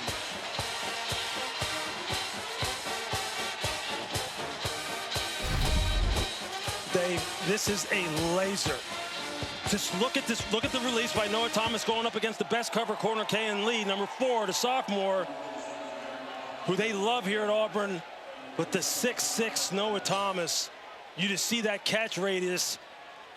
You see him just going high for the football. Marcel Reed, we talked about it. He threw the ball great last week in the red zone. There it is again. That's how you respond Now we've got a real ball game. Before the extra point, a flag thrown. Indeed we do. Another long drive by Texas A&M. That's 10 plays. They've done that a lot.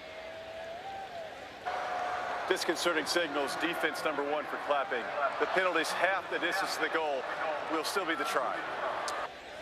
So A&M, I mean, when you get that, you at least maybe have a little bit more of a decision. Looks like the kicker's staying on the field. If you've got this now to a one-score game, your offense is rolling, just take the points, put them on the board, and get your defense out on the field. But fantastic drive by Marcel Reed. I mean, he's just on it right now, absolutely on it.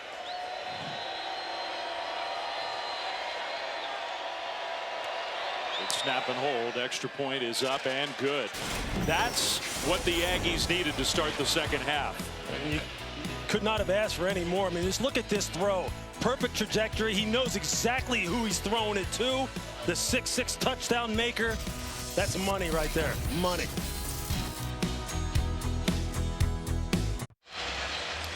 All right, it's time now for our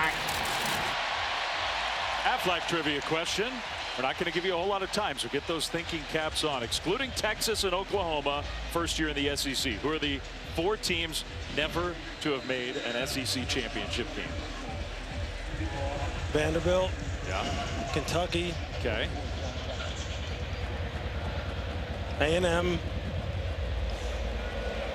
I'm gonna say Missouri. Okay. I mean, A&M is sort of the headliner in a lot of ways, because they've been in the league for a while now. This is their first real chance at a championship. Good kick coverage there by the Aggies. They're down 7.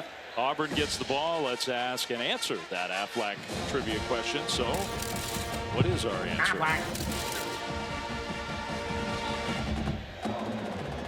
Four teams who've never made an SEC championship game. A&M, Kentucky, Vanderbilt, and Ole Miss. All right, you know what? All right. All right. Hugh Freeze had some good teams when he was there. Yeah, Ole Miss. How about their season, man? Today just unraveled in the swamp. Florida's played a lot better. That win at Florida for the Aggies looks better and better. DJ Lagway, man, shooting star. It's an important drive for Auburn, leading over the top and incomplete. No penalty flag thrown. There was some contact. Looking for Lambert Smith. It'll be 2nd and 10. Yeah, it sure was. There's a lot of contact here, and you're going to see him going up against Javon Thomas. You see the tugging on the back, right there on the side of the jersey. A little hand fighting down the field. I mean, I've seen pass interference called for less. And that's one of those things where, depending upon which fan base you are, you either like the call or hate it. The reason I say it's an important drive for Auburn, their defense has been on the field a lot. 25-minute time of possession for Texas A&M. Under 11 minutes for Auburn, even though they have the lead. Thorne throws, and a nice catch by Coleman on the far sideline. Went up to get that one, got shoved out of bounds about a yard short. That's just a nice throw by Peyton Thorne. He had to layer that ball over B.J. Mays, the nickel defender. And quick tempo on 3rd and short. Hunter gets a carry, and he does not get there. He got stopped and really didn't get close. First big play by the A&M defensive line in this game. It's 4th down. You see Albert Regis, big number 17, and then Torian York coming off the edge to shut that play down. It all starts with Albert Regis in the middle. You see him just holding the point of attack. Shamar Stewart holding the point of attack, and then here comes Torian York. Wow, what a big play that is. The Aggies have found a way to get back in this game and then some. They force a 3 and out. Chapman, who had a shank punt in the first half, booms this one much deeper. No fair catch signal, and kind of dangerous there. But handled by Bussey. He goes down. Aggies down 7. Get the ball back here at Auburn.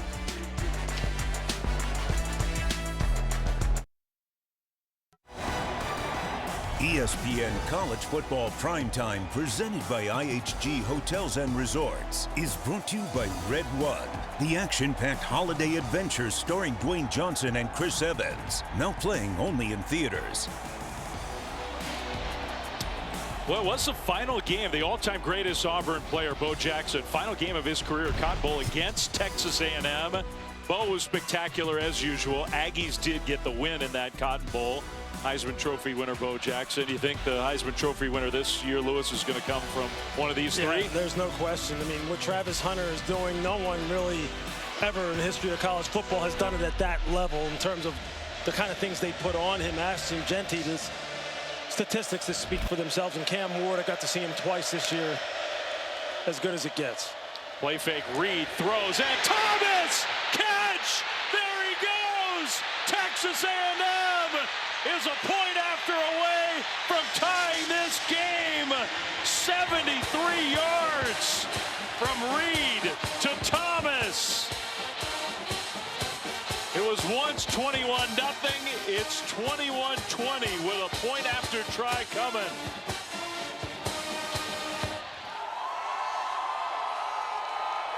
We break down this play, you're going to see just a critical error on the free safety. Jaron Thompson, number one, the angle he takes to intersect.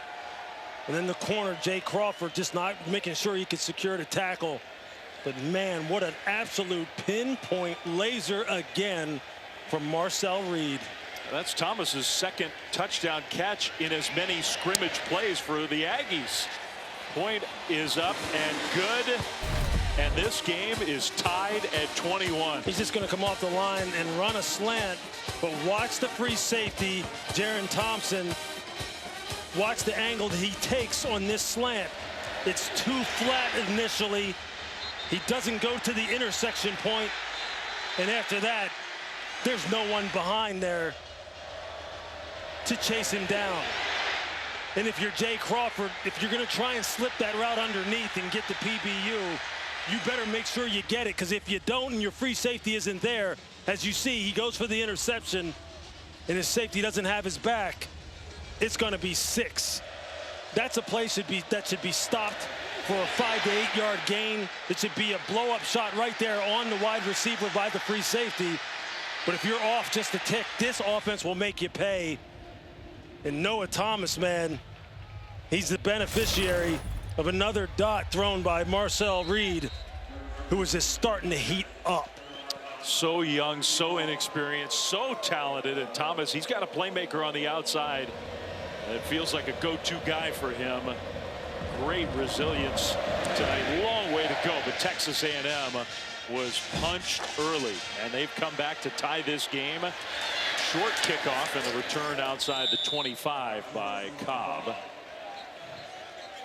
So Auburn gets the ball back. Our college football playoff rankings brought to you by Goodyear.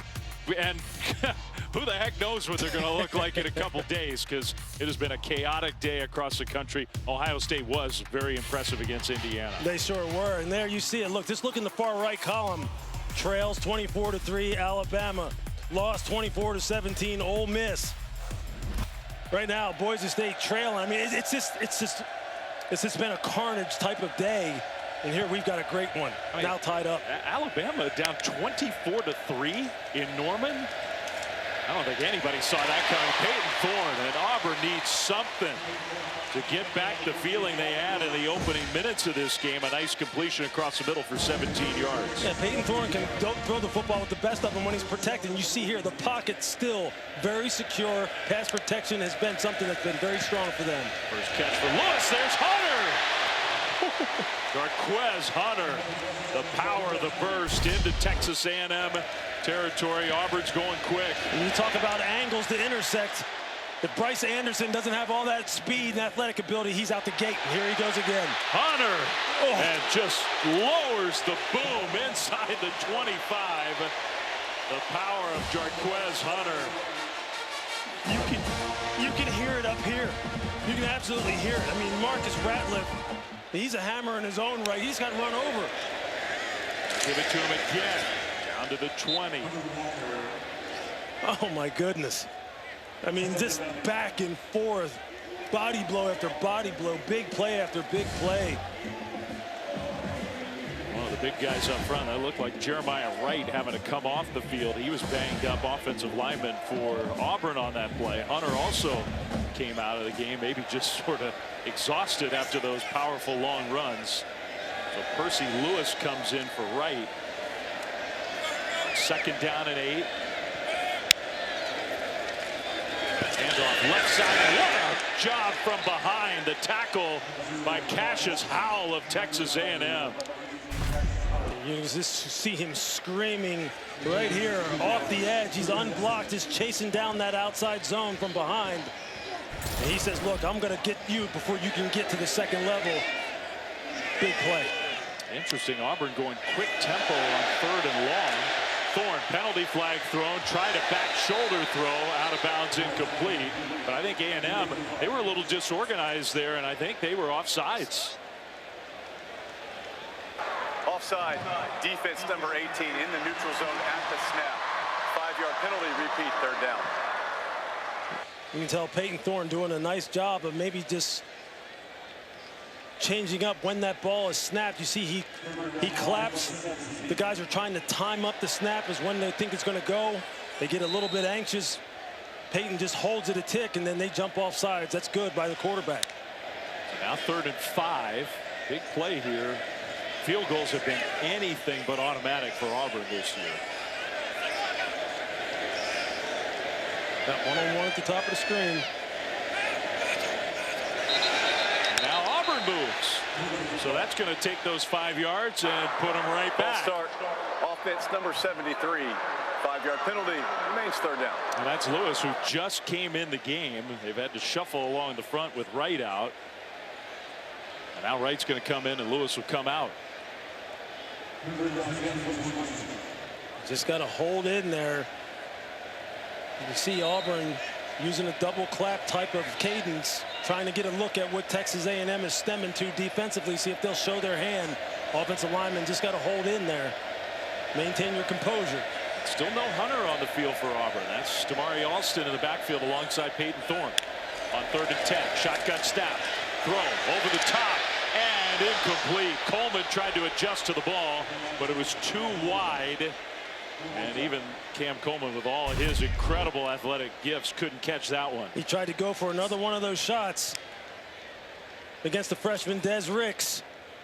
Tried to get that back shoulder just like he had a week ago when he made that just highlight reel one-handed catch, OBJ-like, looking like Odell Beckham Jr. out there. But that's great coverage on the part of Des Ricks. That's about the best you can cover that back shoulder throw. So here we go.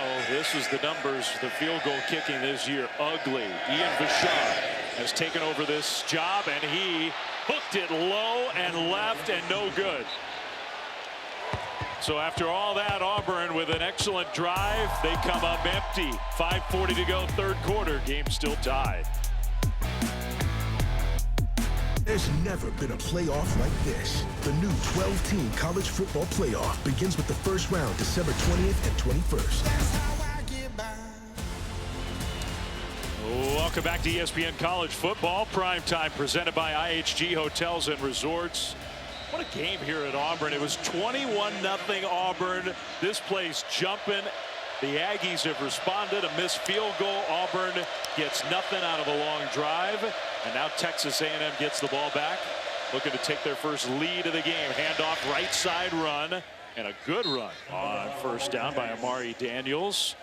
You do wonder, Lewis, there's a big discrepancy in plays from scrimmage, in time of possession. You do wonder if, as well as this Auburn defense has played at times, maybe they get a little worn down. No question.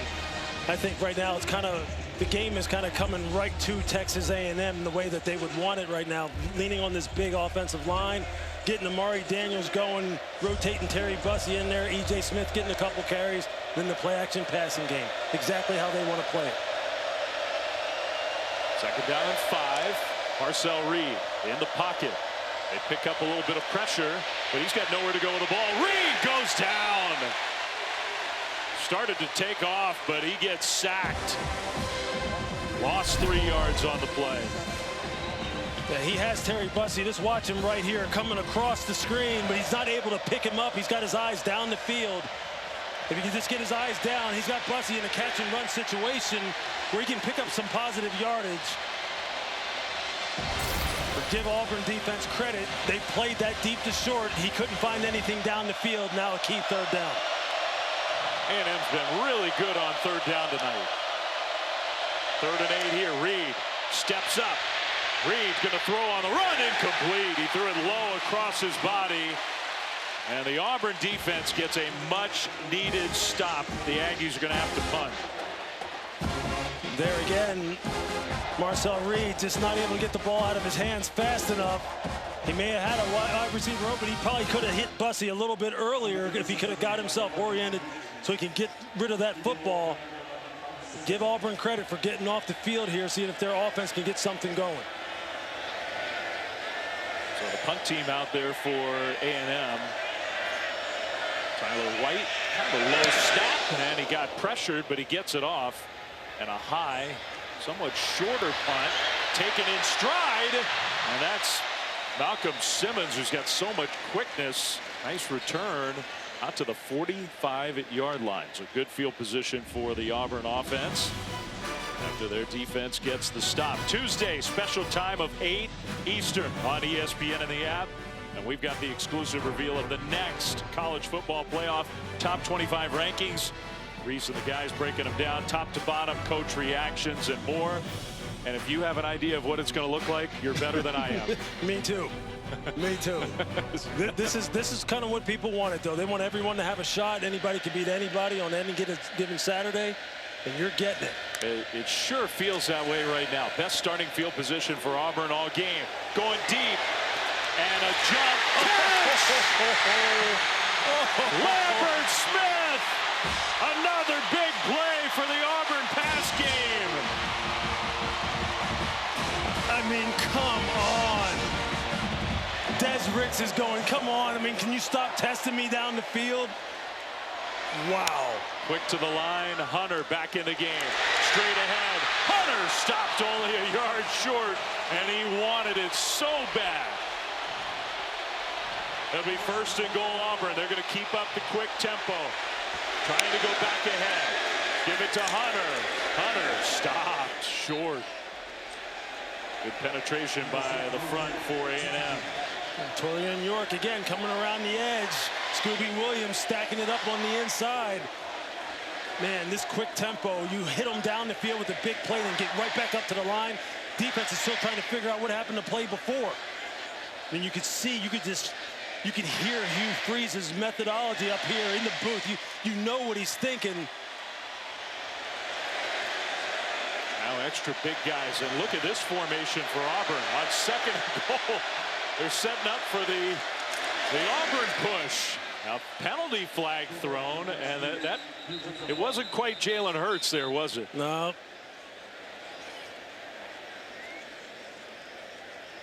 And there is a penalty flag. This could be big. Got 2nd and goal at about the 1. If this is against Auburn. Offside. No. Defense number 15 lined up in the neutral zone. The penalty's half the distance to the goal. Repeat, 2nd down.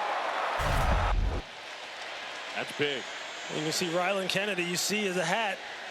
10 man on the line of scrimmage. Just got to look down the line. Keep your head behind your hand. Put your hand right behind the football as you look inside at the line of scrimmage. Now here we are. 2nd down. A little more conventional this time from Auburn. Thorne. Hunter. Touchdown!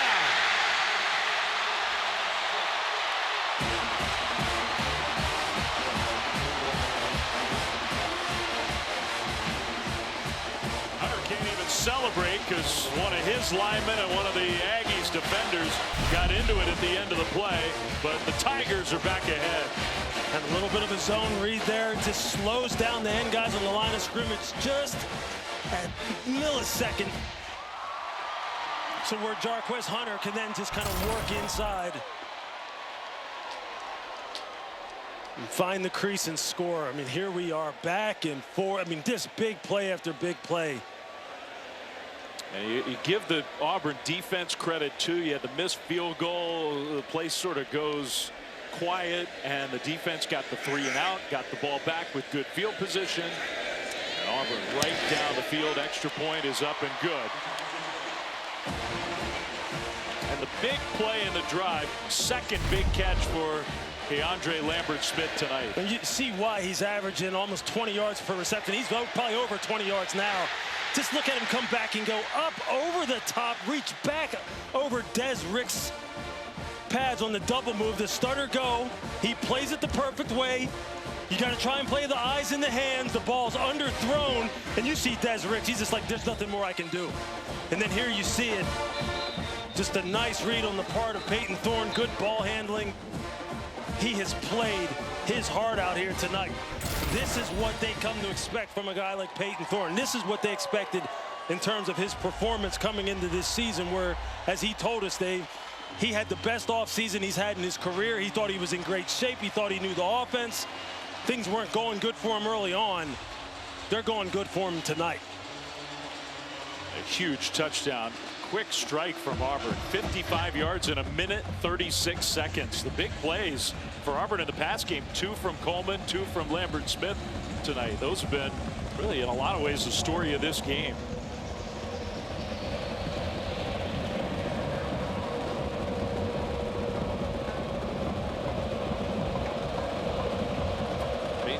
Company looking at the tablets, admiring their work on that last drive to put Auburn back ahead.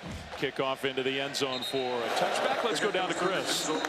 We talked with Peyton Thorne this week about the pressure he's put on himself to be on the field for the last couple games of his career. And his dad reminded him, if you hadn't been sat earlier in the season, this would be the best statistical year of his career. His dad, Jeff, a longtime head coach. He was at North Central and then an OC at Western Michigan. In 2019 was the Division III National Coach of the Year. They had a great moment earlier today during Senior Day as he gets to have one last game here at home. Dad decided not to get another coaching job 2 years ago for moments like this so that he could see his son in person the last couple years of his career. And we have the answer to the question of what do you do with that Senior Day football? Dad holds it all game. Play fake, Marcel Reed. Going to scramble and get away. Reed to the sideline and ducks out of bounds for a positive gain on first down. And there's an Auburn defender down on the field behind the play, hurting. One of those defensive linemen, I think that's Philip Bleedy, who's made some big plays. Sure has. Got a good push on the pocket, was reaching for Marcel, got his arms extended. You just wonder if it's a shoulder or something. You don't want to speculate, but the way he landed awkwardly. Yeah, that's kind of what they're looking at, that left shoulder, left arm. Senior who started his career at Indiana. Indiana's been one of the stories of this wild college football season. Probably didn't think coming to Auburn he'd be leaving the team that'd be contending for a playoff berth as he moved into the SEC. Hopefully Phillip's okay. Yeah, his former team ran into a buzzsaw today up there at Ohio State. Yes, they did. By the way, while we have a second here, next Saturday on the SEC Network and on the app, it's rivalry weekend, noon Eastern. Kentucky hosting Louisville. Arkansas against number 23 Missouri. And then it's 7:30 Eastern. An all-cast presentation of Texas A&M, 4 different camera angles and real-time player and team stats. The build-up for that game just has been tremendous. Obviously, the league, Oklahoma, Auburn down towards the bottom. Arkansas, big expectations. LSU's been disappointing. Aggies have been great. Alabama's in big trouble tonight. South Carolina's in a better position, I think, in terms of the playoff than maybe anybody has thought over the last few weeks. How about that? But you could see that was a football team that also just needed to put it all together. You saw it in their performance against Texas A&M a couple weeks ago. I mean, it's just been an absolute war in this division this year, just like you come to expect. So 2nd and 3 for the Aggies. Handoff and a big hit, man. Daniels just got popped right near the first down. I don't think he got there. Caleb Harris, I believe, was the guy who got the hit on. It's going to be 3rd and short. Yeah, he kind of got sandwiched. And these safeties, these young guys, you see them again, just tons of energy. They can go all day long. And Caleb Harris, he will put the pads on you now.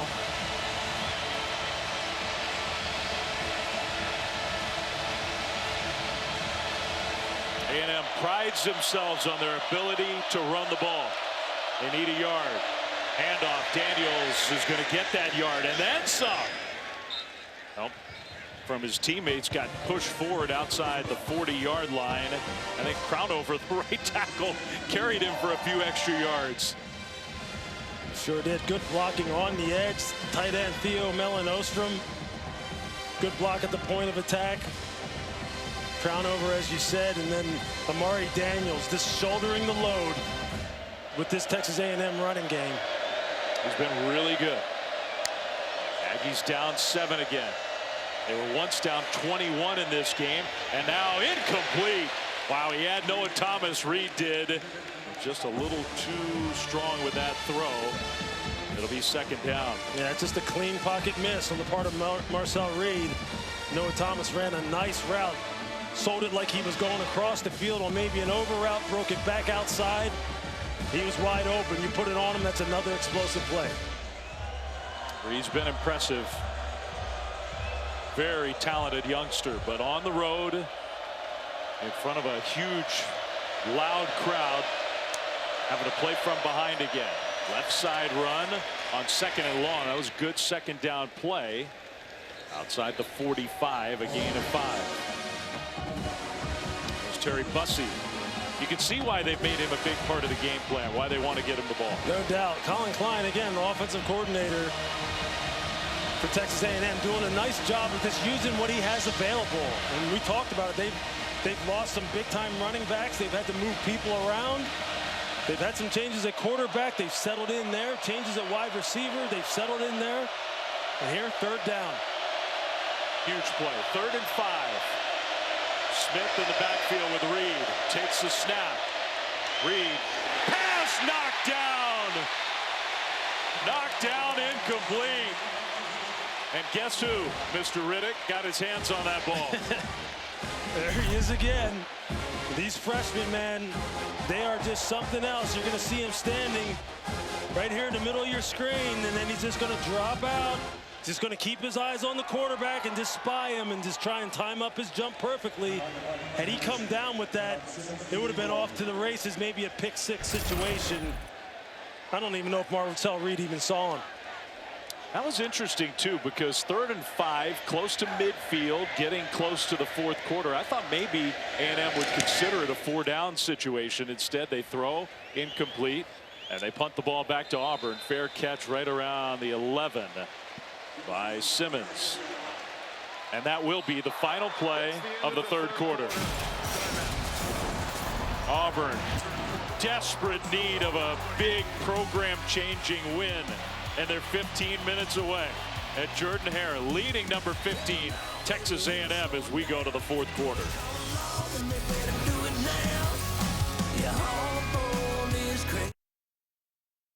We talked about getting 3rd down stops. You got one just there. What will be important for your group in this final 15? Yeah, we said top 15 opponent, Jordan Hare Saturday night, get it to the 4th quarter.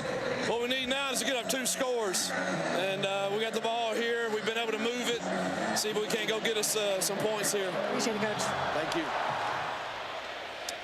What a scene here at Auburn. They turn the lights out for Chris and for Hugh Freeze. Auburn starts without great field position, deep in their own territory, handed off to their star running back, Jarquez Hunter. Short gain on 1st down. A&M has not come from behind yet this year when trailing entering the 4th quarter. They need to do that to control their own destiny for a chance at an SEC championship. Well, that star-studded defensive line, this is when they've got to show up. They've got to start winning the line of scrimmage, putting them in 2nd and longs like they are now. And now it's up to the secondary in the back end. Make a play. Peyton Thorne sprinting right. And Thorne will deliver. Tipped up and intercepted. Intercepted by Texas A&M. And another Auburn turnover. B.J. Mays comes up with the ball after the deflection. This is just a nice job by Scooby Williams. Just watch him just float out, keep his eyes on the quarterback, just reading his eyes. And then when you get a tip pass, you just got to break on the throw. Somebody's got to come up with the play. And there it is. You see Peyton Thorne Just a little sprint right action. And then B.J. Mays, he's the beneficiary. We just said it, literally said it before the play started. The defensive line has to step up. The secondary has to come up with the play. That's just great team defense. Not a good decision on the part of Peyton Thorne. And now they're set up. First turnover of this night, but I say another turnover for Auburn. 8th interception of the year, 20th turnover lost by Auburn this season. A&M has the ball already in the red zone. And they fake the jet sweep. Reed is going to scramble. Reed can't get away. Good tackle in the open field there to save what could have been a big game by Jalen McLeod, or maybe even a touchdown. It sure was. Marcel's about to get out of the gate and maybe get that ball in the end zone. We've talked about it numerous times, the speed that Auburn has on the edges with their perimeter players like McLeod, like Riddick, Crawford. They've made play after play here tonight. Let's see if the Auburn defense can pick up their quarterback after a mistake. Daniels gets the carry and going nowhere. Wow, he got popped in the hole and lost yardage on second down. That time it was 22, Isaiah Rakes. You're going to see him with a quick swim right there on Cam Dewberry, the guard, and he gets in the backfield and is able to track that ball carrier down. That's how you do it, big man. The transfer from Texas A&M. There you go. There you go. I mean, that's a big-time play now here. A key third down in the red zone, where, again, Marcel has proven that, look, his dual-threat capabilities are a problem down here. Thomas in motion. He's got 2 touchdowns. Pressure comes. They throw the slant, and it's incomplete. Barber had it, dropped it, and I don't know if he was concentrating on turning it upfield or what, but it's incomplete in 4th down. Well, you're going to see Eugene Asante. He just comes in and really speeds up the process there for Marcel Reed. He's not able to put a nice, easy, catchable ball out there to Barber. He's still got to make that catch. So that was an excellent job by the Auburn defense. After the interception deep in Auburn territory, they force the field goal try. 32 yards for Randy Bond, who's been outstanding. Snap and hold, and that kick is up, and it is booming on through. So the Aggies get the turnover and turn it into 3. We've got a 4-point game. Key play was the interception by the Texas A&M defense. No question about it, but if you're Hugh Freeze right now, you're going over to DJ Durkin, your defensive coordinator, and you're going, thank you. Sudden change, that's what you've got to hold them to. Great response for Auburn.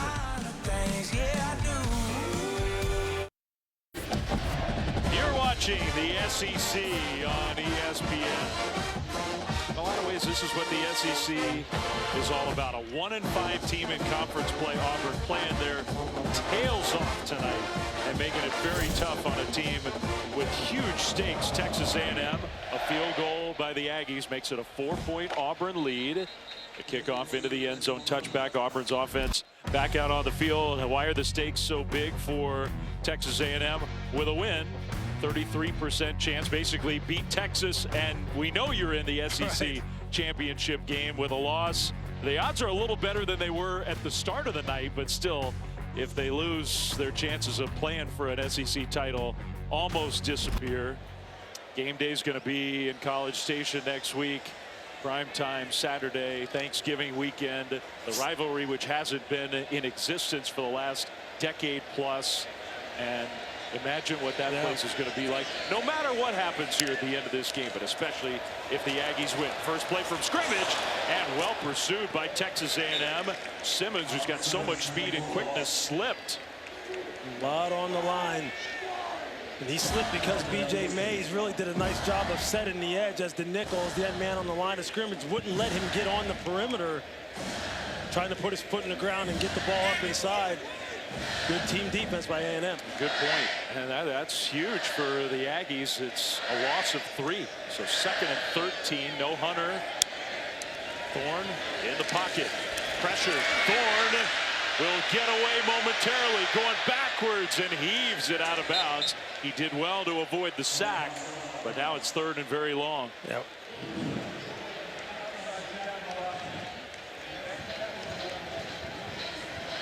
That's a heck of an individual effort on the part of Peyton Thorne to avoid that sack. Dalton Brooks coming off the edge on the blitz.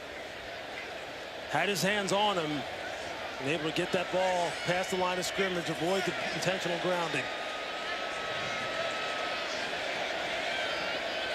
Well, they were perfect at the beginning part of the game. 0-3 on third down since their perfect start. 3rd and 13. Thorne. Here comes a pressure. Thorne goes down. Dalton Brooks got there, and a little hesitation by Thorne. The Aggies defense, not only a stop, they send the Tigers backwards. Just an overload blitz. Just look at all the bodies over here, and you're going to see him come inside. Gets a free run on quarterback Peyton Thorne. They got 4 coming to the side. Dalton Brooks just has to make sure to wrap it up and get him on the ground. Defensive coordinator Jay Bateman really deciding at this point, hey, look, this quarterback's been too comfortable. Oh, my goodness. Another horrible punt from Chapman, who did get pressured, but that's the second one of the game. This was more of like a duck hook as opposed to a shank. And what is going on with their excellent punter? Great field position for the Aggies when we come back.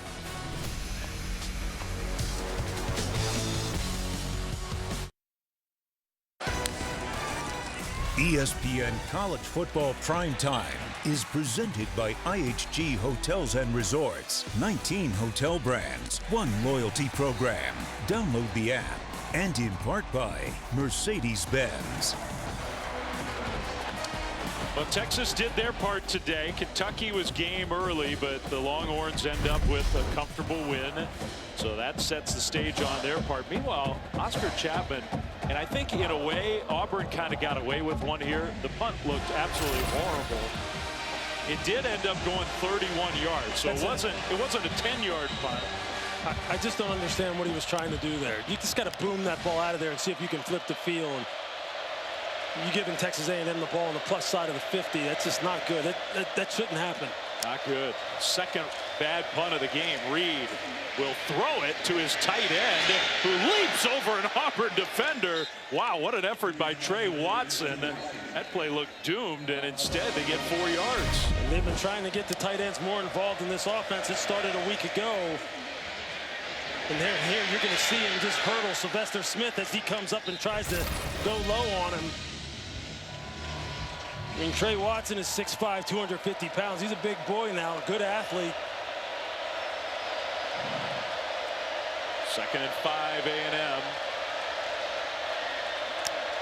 On the Auburn side of the field, down 4. Hand off and just stuffed. Amari Daniels, no gain. Eugene Asante led the way for the Auburn D. It's 3rd down. That's a nice read by Asante. Jalen McLeod coming down inside, making that ball bounce outside on that counter play. Now a big 3rd down. And if you're DJ Durkin, what do you want to do here? You want to try and get after the quarterback, speed up his pace again, maybe force him into an errant throw. Looks like they got man-to-man coverage on the outside, safety in the middle of the field. Reed looking right. Now back middle is going to throw over the top, and he dropped it in there, and the ball was dropped. Mellon Ormstrom, the tight end, had it and dropped it. That would have been a huge gain and a 1st down, and DJ Durkin is going, yeah, we got him to drop the ball. Made it look like they were going to play some man coverage, dropped out, only rush 3, covering with 8. And you see Marcel Reed can't throw in any better of a ball. Layers it over the 2nd level of the defense. Mellon Ostrom had a career game a week ago against New Mexico State. Just wasn't able to come up there with the catch there. Big 4th down here. Now what's the strategy? Do you come after him this time? Let's see. They're showing pressure. They bring pressure. Reed throws, and incomplete, penalty flag thrown. And I think there was a hold there on the tight end Watson. I think really just Kayan Lee. Ineligible receiver downfield. Offense number 84 lined up in an ineligible position. The penalty is declined. The result of play is a 1st down for Auburn. Timeout. lined up in an ineligible position, so he was illegally downfield. And it's a turnover on downs. When everybody thought it was a first down A&M, instead Auburn gets the ball back.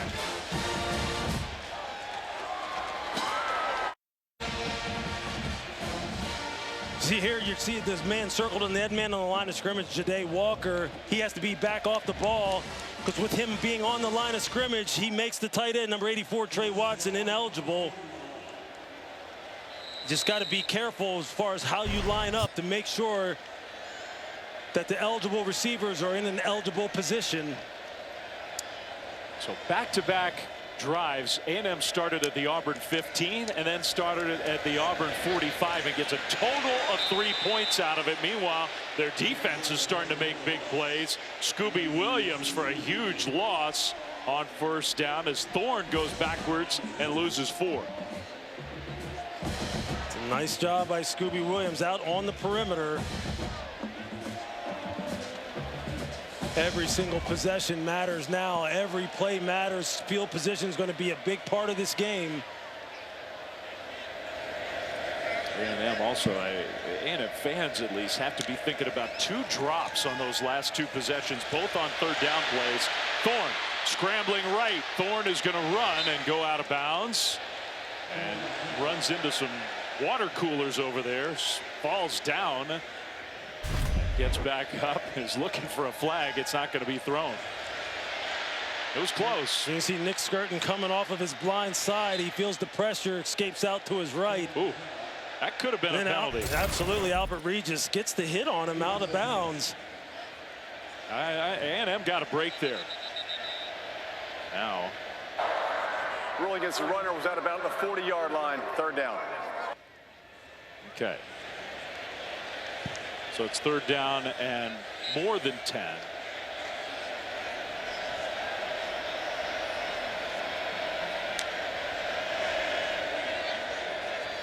Looks like you're going to get another overload pressure, this time to the offense's left. You see the safety again creeping down to the line of scrimmage. They'll hand it off on 3rd and long, and the Aggies were ready. So Auburn has gotten some huge stops from their defense, but now it's their offense that's gone cold with 8.5 minutes to go. The punt team's coming back out, and the beleaguered Oscar Chapman needs to get off a good one here. You can see Mike Elko and his coordinator Jay Bateman bringing out some exotic looks, some real exotic fronts, overload pressures, just really trying to make Peyton Thorne uncomfortable in the second half, and it's working. It is working. An 18-yard punt, a 31-yard punt, and this one's not particularly good. Short and taken with a fair catch at the 20. Not a disaster, but only 36 yards and some breathing room for the Aggies. Coming up on SportsCenter when we are done here at Auburn. Army Notre Dame, not much of a game. Tough for Army, as great a season as they've had. Indiana, Ole Miss, Colorado all going down. Alabama looks like it's going down. Crazy day with huge playoff implications. And the ending in Tempe with Arizona State having kind of a magical year. Totally wild. You got to see that one. Meanwhile here, what kind of ending are we going to get? The Aggies offense, great opportunities last 2 times they've had it, and they didn't take advantage. They're down 4. Now they have a long field ahead. Starting at their own 20.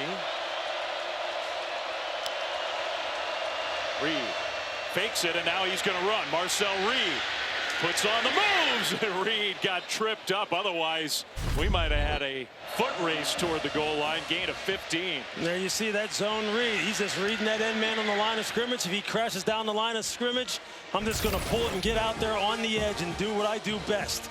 Or rather, do what I do very well. He does a lot of things well. He sure does. That's why I don't want to limit the young man. 1st and 10 Aggies. Play fake. Here comes the pressure. Reed is going to throw it away. Now, I don't know. He got it past the line of scrimmage. I don't know if he got outside the tackle box. Maybe there was a receiver somewhere in the neighborhood. They're going to throw the flag. That's going to be intentional grounding.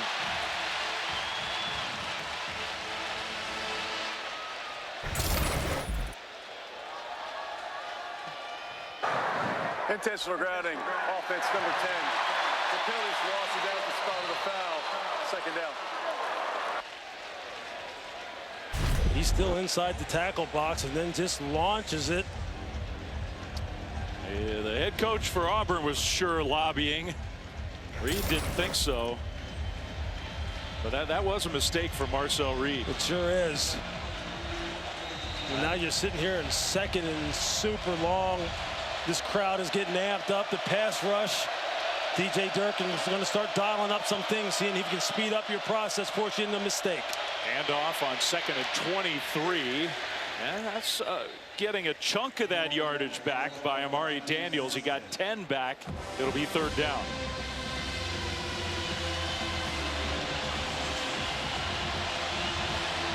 It's a big stop here, a big down and distance here for this Auburn defense. You got them in 3rd and long like this, 3rd and 14. You just got to make sure you give them nothing cheap behind you. Make sure you secure the tackle. And if you're A&M, you got to get a catch and run situation. Reed in the pocket on 3rd and long. Throws and it's caught. 1st down and more into Auburn territory. Barber down the sideline. Jabri Barber, who dropped one in the red zone a couple possessions ago with a huge play, 36 yards. And just watch Jabri Barber working from the left to the right. You're going to see him sneak right in behind Austin Keys, the linebacker. If you're Austin Keys and you're just playing spot drop zone coverage and you don't look up anybody coming into your area, that's what happens. He runs right by you. The quarterback looks you off, and they get the catch and run that I was talking about. Now they throw a little wide receiver screen to Bussey, and he gets just to the 3rd and long conversions for A&M in this game. That was big. And you can see what DJ Durkin was thinking. I'm going to drop 8. I'm going to try and play this top down, keep everything in front. But again, if you're a 2nd level zone defender and you don't look up the patterns as they come into your area, that's what happens. They run right by you. That clock winding down. Under 6 minutes to go. 4-point game. Reed across the middle to his tight end Watson again. And that's going to be real close. I think he got enough. He did. That's a 1st down, Texas A&M. A&M really working this zone coverage that Auburn is using right now. They've gone some drop 8. They've played some traditional cover 3. They look like they've been trying to play a little bit of, maybe a little bit of cover 4. And it's just not working. Marcel Reed is cutting it apart. They're finding the open receivers. The receivers finding the soft spots. One of the biggest 5 minutes for Texas A&M football in a long time. Marcel Reed. And the Aggies offense on the move. There goes Reed inside the 20, 15. Bounces it left side and gets dragged down. The open field tackle by Kayan Lee, but he got 11. Here they play a little bit more man coverage. Underneath, defenders turn their back. Marcel Reed goes, you can't see me, I'm running. I'm just going to take off. Before you know it, I've already got 10, 15 yards before you turn around and realize I've broken the line of scrimmage. It's just a nice job of A&M just taking what Auburn's given them. Good point, because he made that decision quickly. He sure did. He recognized man coverage, took off. He's going to keep it again. Reed slipped and kept his balance, sort of stumbled forward and got a little positive yardage on 1st down. That's such a good job by Jaron Thompson, the safety, coming from depth and turning Marcel Reed back inside right there. He figures, I'm not going to sit and wait for you to put a move on me and make me look silly. I'm just going to turn you back inside as big Isaiah Rake's on the ground. Yeah, Reed got up sort of limping, so this may help A&M with a stoppage in play to let Marcel Reed kind of get himself put together with 4:11 to go.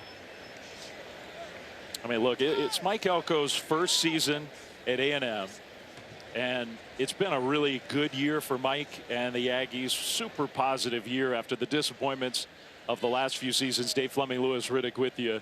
So no matter what, it's a positive season for the Aggies.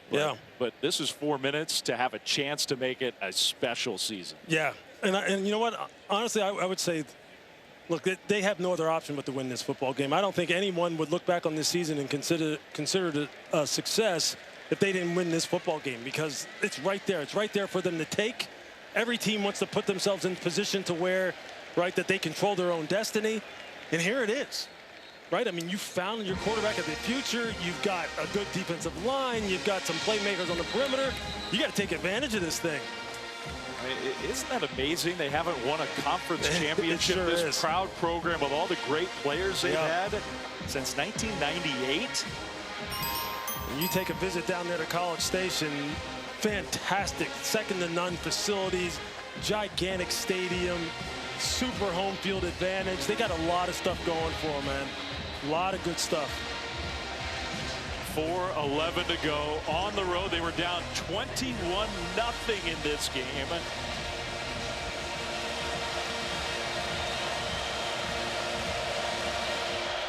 They can get a first down, barely. It's not quite end goal to go. Handoff, Daniels straight ahead, picking his way forward. Touchdown! Just bowled his way into the end zone, Amari Daniels. And Texas A&M has its first lead of the game. He knocked Jared Thompson backwards.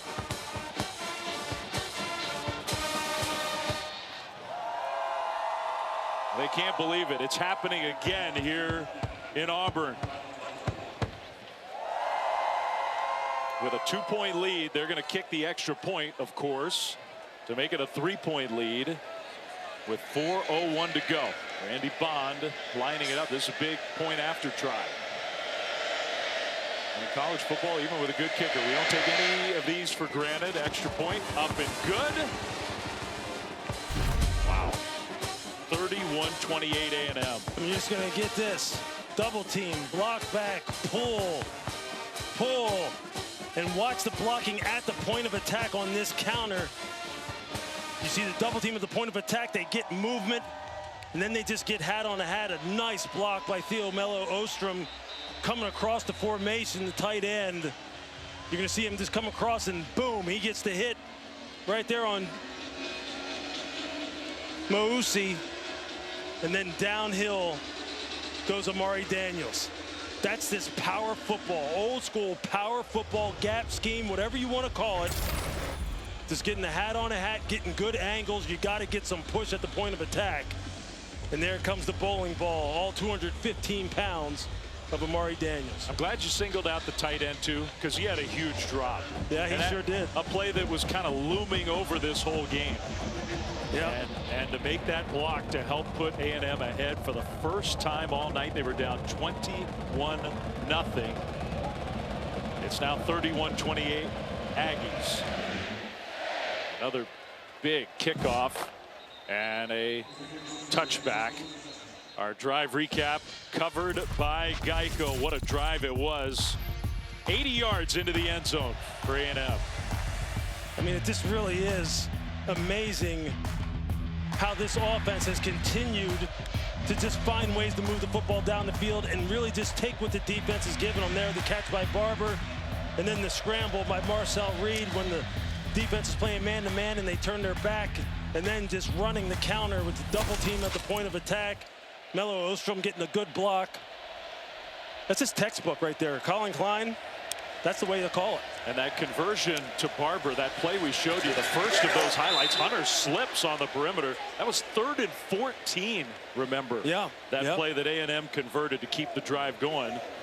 Meanwhile, for Auburn's offense, Lewis, they've outscored Auburn. A&M has 31-7 since early in the second quarter. Auburn scored touchdowns on their first 3 drives. They have 1 score total since then.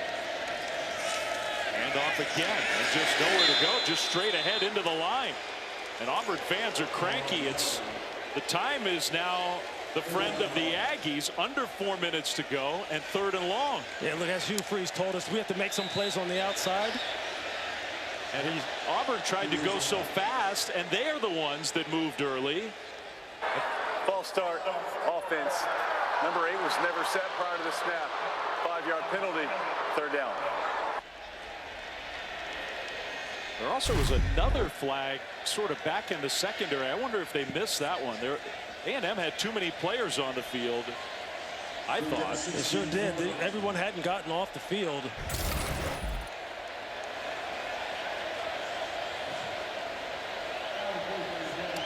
And we have Matt Austin. Matt Austin is with us, and the false start negates, essentially supersedes that too many men on the field penalty. So now it's 3rd and 16. They've got to get a chunk play on the outside. They have got to get Cam Coleman back involved. He's in one-on-one down here at the bottom of the screen.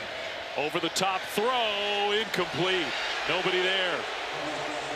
And it's 4th down with 3 minutes to go.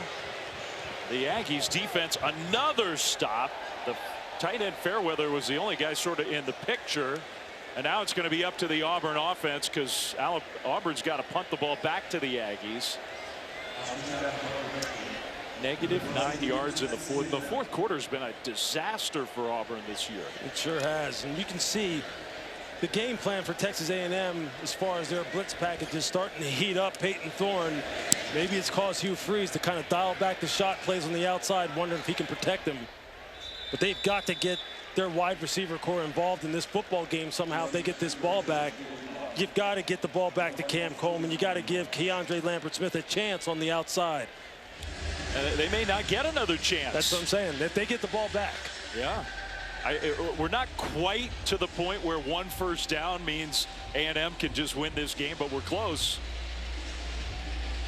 And Marcel Reed, you've talked about him all week long, how impressed you are since he threw that pick early in the game, which you're on the road. Massive pressure on this A&M team with what's looming next week. Look at the response after the interception. I mean, he's just got uncommon poise and maturity for someone who's so young and still so green as far as his career. Masterful performance considering the circumstances and the conditions. Auburn's defense needs a play, and now the ball's on the turf. Well, that helps. Timeout quickly by Hugh Freeze. Now, that's huge. I mean, that's just on Marcel. He just takes his eyes off the ball. He just knows he has to carry out the play action fake, and he just drops the ball. I mean, that is exactly what Auburn needed. Right as we were just singing the praises of the young quarterback. An unforced error. You know it's getting cold. That ball starts to get slick. Your hands are getting cold. You've been out here 3.5 hours, however long this game's been going on, and just one little slip up in terms of your concentration, and it can be catastrophic, man. You see Mike Elko is pacing the sideline, just thinking, just lock in, guys, lock in. We got 2:52 on the clock. Because now, you know, you have that negative play, and you might sort of need to go into conservative mode now. Just make sure Auburn uses its timeouts, because you're on your own side of the field with 2nd and 17. We'll see. Yeah. And if you're DJ Durkin, look, you're trying to get after this football. You're trying to set your offense up in plus territory without giving up a big play, trying to get this ball out. Reed keeps it. Reed, left side run. And another Auburn timeout after a gain of maybe 4 yards on 2nd and long. Auburn has called their 2nd charge timeout and a half. It's 30 seconds in length. So now they've got 1 timeout remaining, plus the 2-minute timeout Auburn does. So here's what it looks like at the top of the SEC. Alabama's headed for a loss. I don't think. I mean, they're down 24-3 with just a couple minutes left. What a strange season it's been for them. They just have not been able to stay consistent all season long. I would say the big beneficiary of the day is Georgia. I mean, but A&M has put themselves in a position here down 21-0. We were saying control your own destiny, control your own destiny. All of a sudden it felt like they didn't, but they do now again. Yeah, I mean, you know what? They played like a team when they got down that realized, hey, look, we're letting some things slip away here. And they're not out of the woods yet. No. And if you're Auburn's defensive coaching staff, you've seen what happened when they play this drop 8 soft zone coverage. They have just been picked apart when that has happened. Marcel Reed has been able to find the zone holes. It'll be interesting to see what they try to do here. Do they come after him? They got to keep some eyes on him, though, because you see when he breaks the pocket, he can pick up first downs with his legs. You got to be able to put some pressure on him, though. 3rd and 13 for the Aggies. Handoff, Daniels bounces it left. Daniels gets tackled. He was trying to get around that corner. He cut it back upfield, and maybe a game-saving tackle for Auburn at the 45.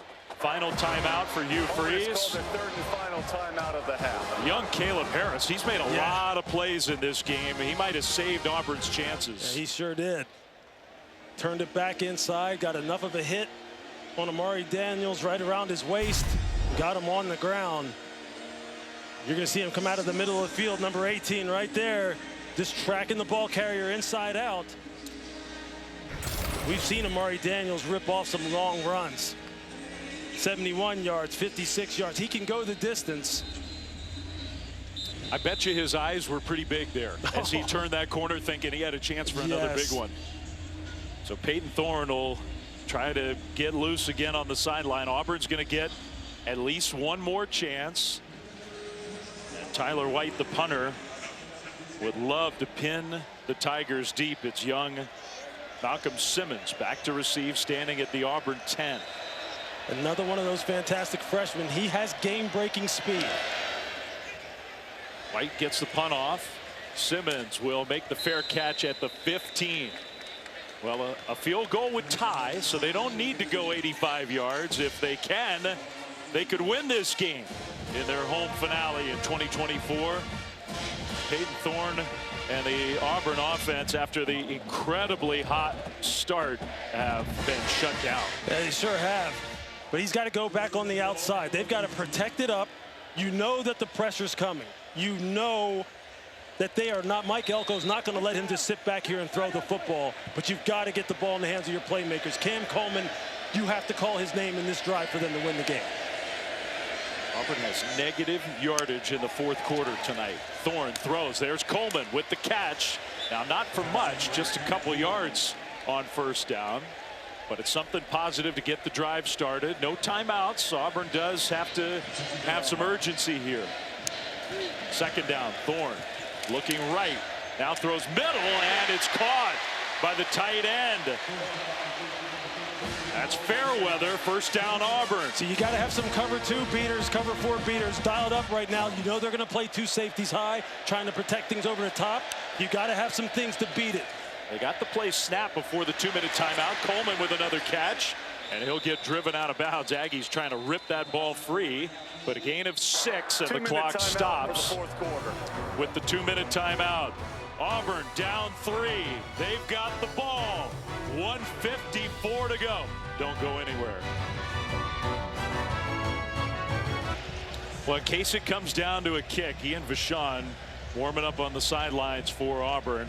Just last week took over as the primary field goal kicker. He was kicking for Birmingham Southern. They canceled their football program. He was just a regular old student, and the special teams guys here found him. He made 2 kicks last week, and who knows, this game may come down to him. Auburn trails by 3, 1:54 to go. 2nd and 4, still on their side of the field. A&M jumps, Auburn jumps. Flags thrown. I think this is going against the offense. False start. Offense number 77. 5-yard penalty. Remains second down. Now the clock was not moving, so with no timeouts, no runoff for Auburn, but it's still a big 5 yards. And you see again the guard Jeremiah Wright. He knows that the overload pressures are coming. You see all the bodies that were lined up over top of him. Mike Elko continuing to try and put the heat on Peyton Thorne. 2nd and 9. Thorne under pressure, rolling, throws on the move into traffic, and it is incomplete. Out of bounds. Intended for Lambert Smith. Ruling on the field is an incomplete pass. 3rd down. 3rd and 9. Look, Keandre Lambert Smith was really trying to keep those feet in bounds. You're seeing him. He's trying to toe tap along the side. I'm not so sure he wasn't in back. Hard to see where his feet are right there, but that was a lot closer than it looked. He was walking that tightrope. Incomplete pass on the previous play is under video review. I was going to say, looking at it up here, he was close. So it's a huge play, so they got to look, and they will. Trying to get a better look at it here as you see him working back to the ball. That left foot's in bounds. Oh, wow. Wow. Did he have the ball while those toes were still down? That's the question. Or did the feet leave the ground before he had it? They definitely have to really take a close look at this one. Whoa, what an effort This one, it's hard to see. Feet are still on the ground. Feet are still on the ground. Ball's not ball. Now he has it. It's hard to tell if his feet had come off the ground. Ooh. I mean, the call on the field was incomplete, out of bounds. I don't know if you can overturn that. Maybe you can see it here. Maybe our best chance to look. Feet down. Does he have the ball right there? Matt Austin is with us. Matt, you think we have enough potentially to overturn that call? If the receiver stuck the catch and controlled it as soon as it got into his hand, I think there's evidence that his foot was still on the ground. He only needs 1 foot, remember. Yeah. Yeah. Now it has to be clear and obvious to overturn. Look. Yeah.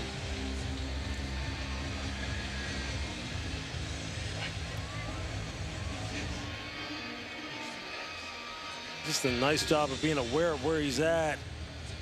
I think he might have that right foot like still be on the ground right there. I think Matt's right. Let's see if the officials agree. After video review, the ruling on the field stands. Incomplete pass. Third down. That's close. Wow. I mean, that's a huge call. And I'm not going to, I know Auburn fans will be upset, but that's tough. It sure is. Really close. So now instead of a big first down, it's 3rd and 9. 2 plays to get 9 yards and keep your hopes alive for Auburn. You can see them putting the safety over the top of Cam Coleman down here. Maybe not. They might leave him one-on-one. Wow. They're going to swing it out to the tight end, left side. He makes the catch. That's Fairweather, but he got stopped short. So now 1 play for Auburn's hopes to stay alive. It's 4th down and maybe 2. Cam Coleman was wide open. If he throws it to Cam Coleman, it's a touchdown. Now Texas A&M called their first charge timeout of the half. It's 30 seconds in length. So they get positive yardage, but maybe Auburn missed a game changer. It's 4th down.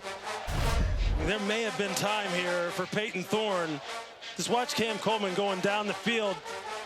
If Thorne could have just held this for another tick and just thrown this ball with some anticipation, just look at where Coleman's going. Ooh. If he can hit him in stride, there's just no way the safety Dalton Brooks is getting over there. And I want to give you credit because you noticed it well before the ball got snapped. That extra defender on that side crept up to the line of scrimmage. I thought they were going to roll a safety over the top. I mean, you would think that they're going to try and make sure they take care of their most explosive playmaker. They turned him loose. I mean, Peyton Thorne just made a judgment call and tried to get it out to, maybe he was told, hey, look, just throw it to Fairweather no matter what if he's open. But man, wouldn't have that been something? You have Hunter in the game. You need 2 yards. He's in the backfield with Thorne.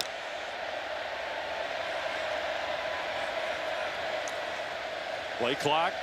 Still plenty of time at 10. Tight end in motion. Thorne is going to scramble. He's going to get it. And much more. Thorne into A&M territory down to the 40. Got 23 yards. Same thing that happened when Texas A&M had the ball. When Marcel Reed took off against man coverage, Peyton Thorne recognizes the same thing and takes off. Hunter handoff straight ahead. And he gets 4 on first down. There's plenty of time in terms of getting in field goal range. But I'm not sure Auburn wants to leave it to a kick. And then you see there the crowd booing now. Shamar Turner taking his time getting off the ball, getting off the ground. Please reset the game clock to 1 minute 21 seconds, and we'll start on the ready for play. Okay, so a little extra time. 1:21, and now they'll wind the clock. Auburn sends that tight end in motion again. Pressure comes. They'll throw it to Fairweather high off his fingertips. Incomplete. Well, it stops the clock, but that was wide open, and now it's 3rd and 6. It's a nice job of Peyton Thorne of pump faking, getting the safety Bryce Anderson up in the air in the clear throwing lane, and then he just misses him. So 3rd down.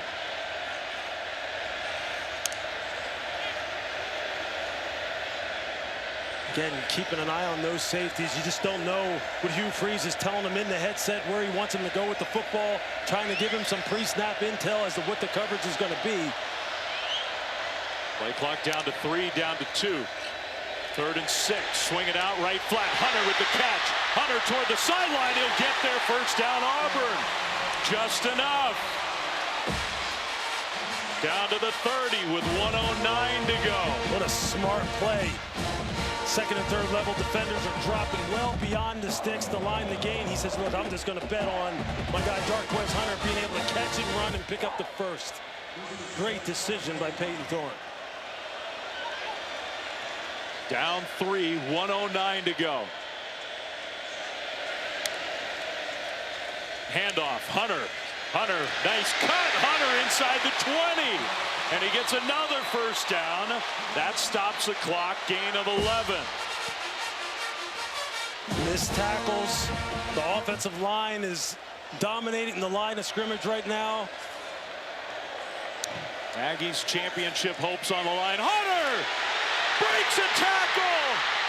Hunter inside the 10. It's first and goal, Auburn. He lost his cleat and kept going.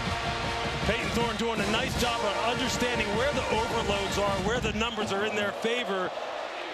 They may have like 2 calls at the line of scrimmage, just kind of read how the defense is deploying, and then he's able to get into the right runs, and they're gashing them right now. And Scooby Williams is really hurting.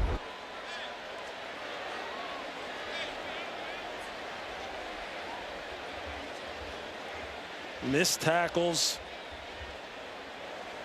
Oh, Scooby, he got his right knee caught. Gosh. You're going to see here as he spins, as he gets him on the ground. Right there. The right knee, the leg gets caught underneath him. Oh. You can tell he is in pain. Kid from the state of Alabama. You know how much this game means to him.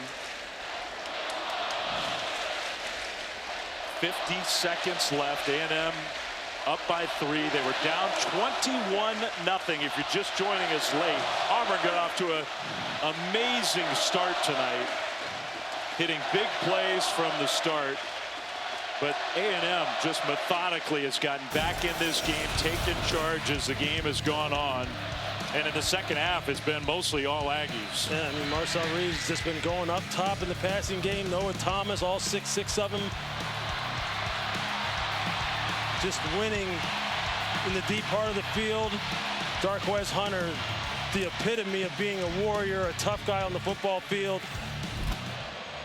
And Amari Daniels, this running game for Texas A&M. It's just been a heavyweight battle back and forth. Now A&M has 2 timeouts. Auburn does not have to be in a hurry. Again, they don't want to leave it to their field goal kicking. Alston in the backfield, and Auburn moved. Oh my goodness. Offense number 52. 5-yard penalty. Remains first down.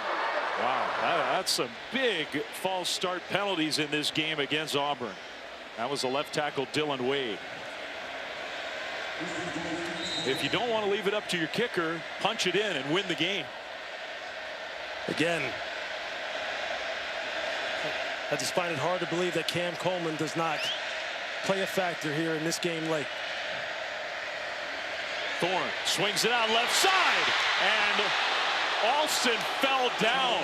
He was out in the open. I don't know if he was going to get to the goal line, but he stopped short. Clock moves.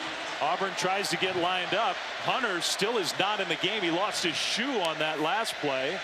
They'll hand it off to Alston, and he's going down. So Alston gets tackled, and Auburn now, that clock rolling. They don't have a timeout. Auburn's got to get organized. Try to get one more play off. And if you don't get in, now timeout A&M. Wow, that Aggies. Prior to the snap, timeout Texas A&M. It's their second timeout of the half. It's 30 seconds in left. 16 seconds. I don't, if Auburn ran a play and didn't get in and the clock kept running, I don't know if they could have gotten a field goal off. Yeah, Mike Elko didn't like something that he saw. He wanted to make sure that his guys were all on the same page. in this critical third down. I mean, obviously gives Auburn a chance now to regroup on the sideline, get into the perfect play as they see it. As you see Mike Elko, he didn't like something. And this to your point, Lewis, like whether it's Cam Coleman or whatever, you have to get this into the end zone, touchdown or incomplete, to make sure you have a chance at worst to tie this game. That's right. It would take a lot of guts if they didn't do that. So Hunter is back in. They're at the 6, 16 seconds to go. You see Cam Coleman at the top of your screen. Look like maybe there's some kind of switch release going on out here. Maybe anticipating some kind of man coverage. See if they can get him open. Now they moved again. I don't believe it. False start. Offense number 42. 5-yard penalty. Remains third down. Wow. So one of the extra tight ends in there to block. They just come into the game. You just can't have these kind of critical errors. That's the third one on this drive. Third false start on this drive for Auburn. Now it's 3rd and goal from outside the 10.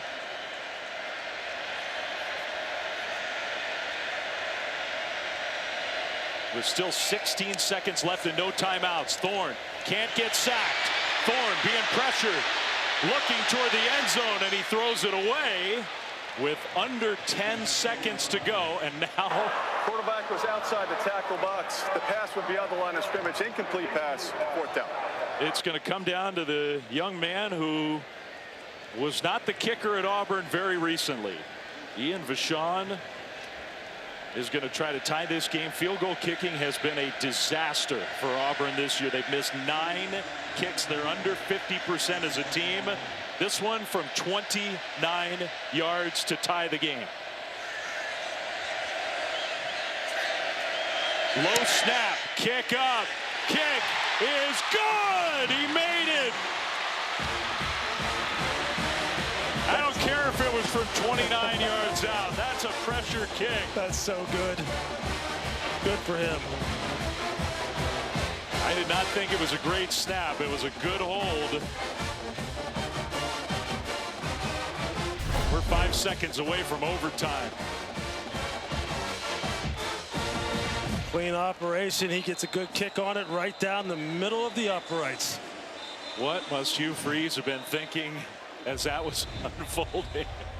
Oh my goodness. He's probably still thinking about all those self-inflicted penalties, false starts, just making things more and more difficult. And you know who was the holder, by the way, who struggled so much punting the ball? Oscar Chapman.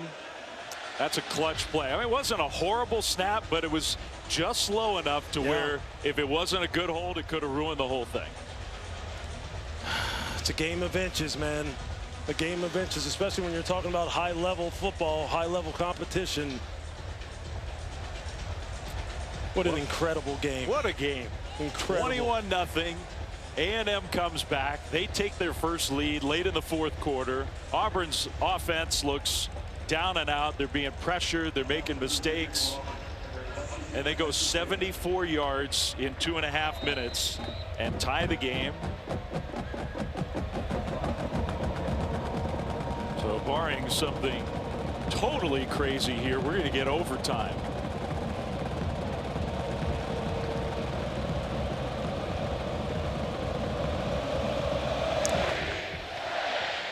It's kind of a low punch line drive kick. It is returnable for Bussey, who's going to get to the left side. Bussey down the sideline. Bussey all the way into Auburn territory. Finally gets knocked out of bounds. Wow. That's the end of regulation.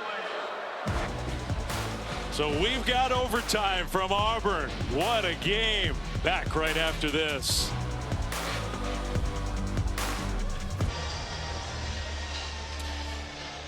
Dave Fleming, Lewis Riddick, Chris Button. We've got a heck of a game here at Auburn. 31-31. We're going to overtime. And before we get started, let's send it down to the field. Our referee, Jason Autry.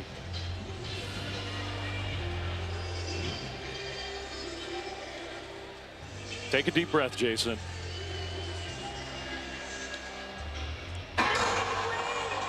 Captains, great ball game to this point. We're going to go into extra periods. We'll do a coin toss, and we'll have a choice for offense, defense, and which end of the field, and we'll play until we have a winner. Texas A&M, you're going to call it again. This is heads. Auburn, this is heads. This is tails. Call before I flip it. Heads. He's called heads. It is tails. You've won the toss. You're going defense. Which end of the field do you want to play on? So play down here. Turn this way if you would, please. Auburn has won the toss. I'd like to play defense in the north end zone. Let's finish a great game. It has been a great game. So it is an advantage. You win the toss to start overtime. You know what the other team does when they get the ball first. And then what you need to do. Makes it a little easier.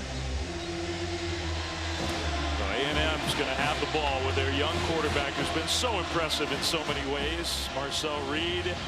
We know what's on the line for the Aggies. The showdown with the Longhorns next weekend. If they win tonight and win that game, they're going to play for an SEC championship. This is good. This is real good. You know, red zone defense, red zone situations were some of my favorite when I was a player. I loved it down here because it's a thinking man's game. Everything happens fast. You really find out what you're made of in this area of the field. Let's see what they got. First play of overtime. Daniels gets the carry, and he's stopped after a short game. A wrestle for the ball. Forward progress is stopped prior to loss of possession, second down. But the ball didn't come out, so that's just a gain of 1. You're going to see Amari Daniels here. They blew the whistle. Forward progress had been stopped. You can see the defenders just tearing at the ball. Eugene Asante, second down. And of course, you can get first downs. It's normal football starting at the 25 without a game clock. 2nd and 9 Aggies. Reed hands it to Daniels again, right side, and he'll get inside the 20 down to close to the 17. It'll be 3rd and about 2.5. You could see defensive coordinator DJ Durkin. He was screaming something to his defenders as far as adjusting the front. He knew where the play was going. He knew it was going to hit off a right tackle. Trying to get them adjusted. Every single yard counts down here. High pressure situation. Yeah, this is huge because when you go first in overtime, then you got a decision to make. Do you kick the field goal, take the points? If you don't get it here. Reed takes a snap on 3rd and 2. Reed throws. He's got the pass complete. And the turn upfield means first down, Texas A&M. That's Jade Walker. It's a nice little man beater. You see here, Jade Walker just runs a little quick out. Safety's off about 10 yards. Jaron Thompson not able to close down on that quick out fast enough. He just has to turn it upfield and pick up the first. Good play call by Colin Klein. 1st and 10 Aggies. They can get another first down at about the 4. Receiver in motion. Handoff Daniels, and he'll lean ahead and get a couple on first down.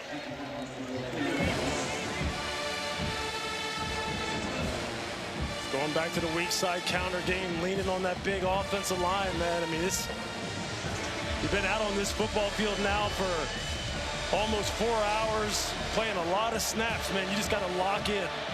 A&M's run 83 plays from scrimmage. It's unbelievable.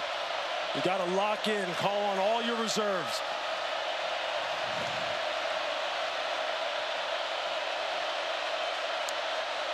Second down and 8. Reed, plenty of time, throws short middle. That's Walker again, and Walker powers his way in. Touchdown! What an effort by Walker from 12 yards out. So the Aggies strike first in overtime. I mean, just watch it here. Watch the traffic, man-to-man coverage. Watch how he just uses the natural picks and the distortion here and the traffic that the corner, Jay Crawford, has to work through. And then Marshall Reed finds him, and then at the end, yeah, the tough run after the catch. I mean, that's just a great individual effort, but a great play call in terms of its design against man coverage. Yeah, well drawn there, just to show what made that play happen. Bond, extra point, up and good. So the freshman quarterback finds Walker, and A&M up by 7 in overtime. I mean, this is a man beater. Just bring him on the shallow cross, and you see Jay Crawford trying to work his way through traffic, and then he's not able to get him on the ground. Today, Walker with the individual effort, able to drag Jaron Thompson into the end zone. You see here, you got 2 defenders. You're thinking, we're going to get him on the ground, live to fight another down. But Walker goes 6'5", 205, 210. You can just see right there from that angle how long and angular he is, and he just drags the safety into the end zone. Great play call, great execution, and then the individual effort at the end. Thomas and Walker on Texas A&M side, Coleman and Lambert Smith on Auburn side. Some wide receivers have played tonight. They sure have. Speaking of Coleman, where is he? Yeah, he's been too quiet in the second half. Play fake to Hunter. They'll swing it back left side. That's his fellow freshman Simmons, who turned it upfield very quickly. Malcolm Simmons with a nice gain of 8. Some hitting going on down there, man. These guys running to the ball. They understand, again, A&M understands what's at stake. Keep them out of the end zone, they win the game. Auburn, you've got to get the ball in the hands of your big-time playmakers on the perimeter, or is it going to be Jarquez Hunter? First Auburn possession of overtime. They need a touchdown. 2nd and 2. Hunter straight ahead. He's got the first down and then some. Down to the 11. First down Auburn. He's well over 100 yards himself in his final home game in an Auburn uniform. 128 yards plus a couple touchdowns tonight. Give credit to this Auburn offensive line. It's a revamped offensive line, particularly on the right side. Against this vaunted front, they played as well as you could expect them. 1st and 10. Thorne. Play fake. Over the top. Incomplete. Here come the flags. Trying to hit Coleman. He was held. That's a penalty against A&M. You knew they had to go to him sooner or later. At some point, it becomes a one-on-one game. Is my guy better than yours? And that time they caught Javon Thomas, the corner. He was losing him and just grabbed onto him. Pass interference. Defense number 3. Foul occurred in the end zone. Therefore, the ball was placed at the 2-yard line with an automatic first down. It wasn't on 3. It was on number 14. You can see Javon Thomas, the one who commits the PI. Number 14. Yes. The official corrected that. So now, will it be number 27 to try to punch it in? And then would Hugh Freeze consider going for 2 to try to win the game? Oh, boy. Hunter gets swallowed up. They're trying to rip the ball away, but he won't go down. Hunter, man, so tough to tackle. Stop for no gain. Shamar Turner saying, I'm trying to end this thing right now. I don't blame him. Yeah. Auburn, I know the stakes aren't as high for them in terms of the championships, but they so badly need a big win at the end of a disappointing year for lots of reasons. 2nd and goal. Cam's one-on-one now at the bottom of the screen. Little option pitch play. Hunter, touchdown!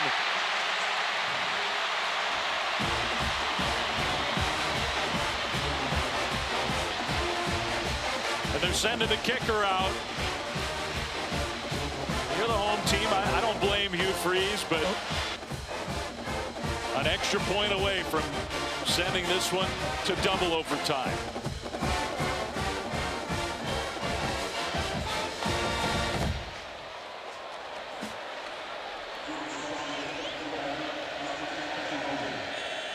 And Vachon made the field goal to tie at the end of regulation. Kind of low snap, kick up, And good. Tie game. We go to another overtime period. Who wouldn't want a little more of this? I mean, this is a great play design. You got block down, an arc block, and then you just see the pitch to Jarquez Hunter, and they've got the edge. They've got the angles on everyone, and then he just turns it back up inside, just finds the lane. And once he gets ahead of steam going downhill, it's all she wrote. Texas A&M has elected to go on defense for the second overtime period. We'll play the south end of the end zone, into the stadium.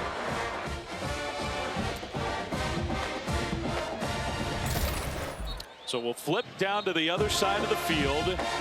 And of course, A&M gets the choice now in double overtime, the second overtime. And they will put the defense on the field. So Auburn will have back-to-back possessions. And just as a reminder, once we get to the second overtime, if you do score a touchdown, by rule, you have to try for two. You have to go for two. You can't kick any more extra points. That's you can right. still kick a field goal in this second overtime. The stakes get higher and higher. The A&M defense made a ton of plays in the second half of this game to make life very tough on the Auburn offense. But if you give Auburn credit, the late game drive to tie it up, and then the overtime to punch it in the end zone and keep their hopes alive. Aiden Thorne and company, they start on the south side of Jordan-Hare. From the 25, 1st and 10. Second overtime begins. Thorne going to throw. Now he's going to run it himself. To the 20, takes a big hit and pops forward. And maybe with that momentum, I think he got 10 yards and a first down. And he took a shot right on that throwing shoulder. Watch this. Watch the shot he takes right on the right shoulder, right around his pec area. That's a big-time hit. Hope the adrenaline's pumping for I'm Peyton sure Thorne. it is. That was Scooby Williams, by the way, back in the game after what looked like an injury. Now incomplete. Wow. That was almost a hold. Lambert Smith was the intended target. Thomas was out there. See, just one-on-one. And you can see the hand up on the back of the shoulder. That's got to be a hold. I don't see how you don't call something there, considering the fact that he literally was grabbing the wide receiver and impeding him from going down the field. It was almost like he just decided, well, I'm beat. This is a touchdown. If I don't hold him, I'm just doing it on purpose. And he got away with it. 2nd and 10. Thorne looking left. Now throws across the middle. Lambert Smith cuts it inside. Flag thrown. He's down inside the 2. But there is a penalty flag, and they're pointing in the direction of Auburn.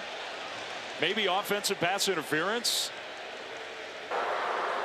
Pass interference, offense number 13. 15-yard penalty from the previous spot. Repeat, second down. That's a bad call. I do not see offensive pass interference. Fairweather, the tight end. Fairweather's just running the crossing route. Just watch him right here.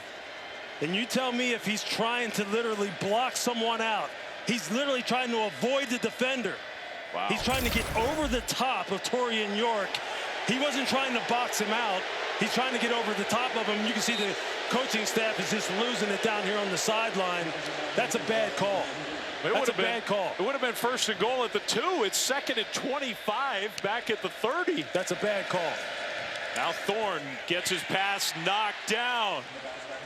I mean, that has changed this game. And we know what offensive pass interference, what pick routes look like when guys are really trying to run interference and it's against the rules. That was not one of those situations. And I'm a defensive guy by nature. Played the position my entire life. That was not offensive pass interference as I saw it. So no hold called, and then they negate the big play with a penalty that did not have to be. It's 3rd and 25, and I don't know that they feel like they're in field goal range with the state of their kicking game. scrambling. Thorne trying. He gets away, and he does step out of bounds inside the 25. So that was a big scramble. Now it's a long way from a first down, but at least it gives Vashon a little better opportunity for a field goal try. There's so much pressure on this kid who didn't have this job a couple weeks ago. I mean, this is the biggest kick of his life right here. And it's not a short one. It's 41 yards from the right hash to try to score in the second overtime. Kick on the way, and it is good. How about that? That's pretty impressive.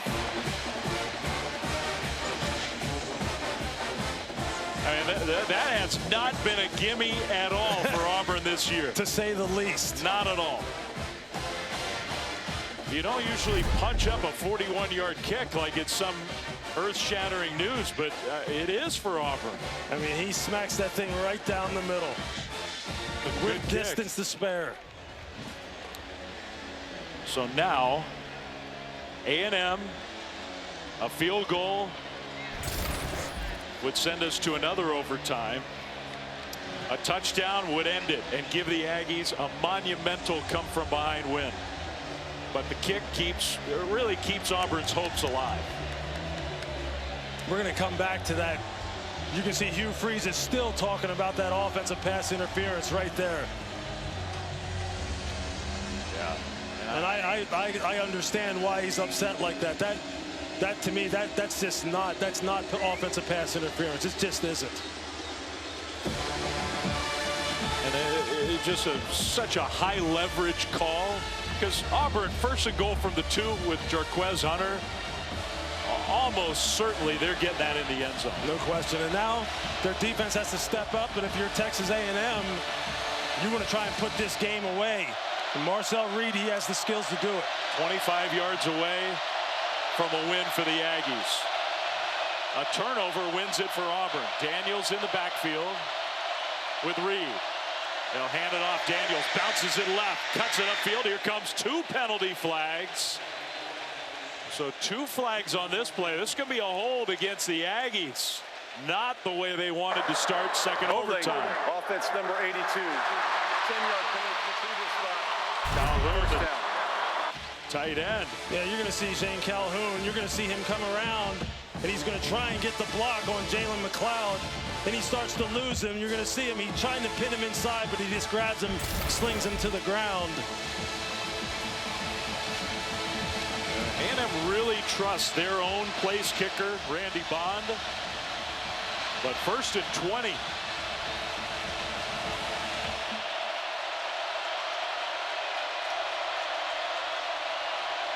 Reed throws, finds his man. Now a spin move, Thomas. Inside the 25 down to the 21. So that's a big 14-yard gain on first and long. Noah Thomas has been money all game long. He's shown you that he can win in the deep part of the field. He can catch and run. He's got good ball skills, good toughness.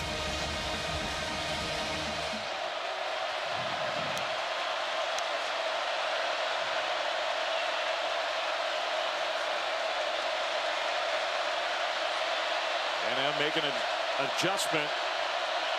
They'll get lined up again on 2nd and 6. And Daniels goes nowhere. Absolutely nowhere.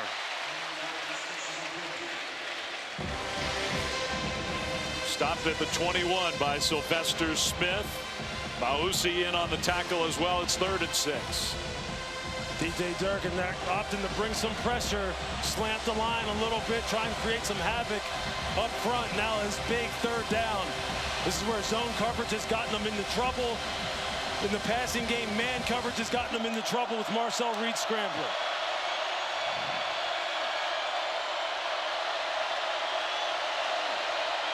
Play clock winding down. Under 5. Down to 2. Option. Reed. Dropped. McLeod. And now no gimme field goal for the Aggies to send us to a third overtime. What a great job by Jalen McLeod of getting penetration. Caleb Harris in his hip pocket taking the pitch man. This great team defense. They did everything they could there. Pressure kick, 42 yards for Bond. And now Hugh Freeze is going to use his timeout. Auburn has called their one timeout of this overtime period. It's 30 seconds in left. Hey, Bond, who's had a great All-American kind of year, but he did miss a kick earlier in this game, which is unusual for him. And it felt like a fairly similar kick to the one he's got coming up right now. It was longer, but same sort of part of the field. Yeah, on that left hash, and he missed it by a mile. I mean, it wasn't close. Hugh Freeze literally trying to freeze him. Let's see what we can do here. As far as this Auburn field goal block unit. And if you're Mike Elko, you're saying, hey, look, let's protect this thing inside out. No gaps. Don't let any free runners come in the A and B gaps. This ball may come out a little bit low. Just protect. To keep the game going. High snap. Kick up. Kick is good. Snuck it in that left side. Randy Bond comes through. 41-41 at the end of a second overtime.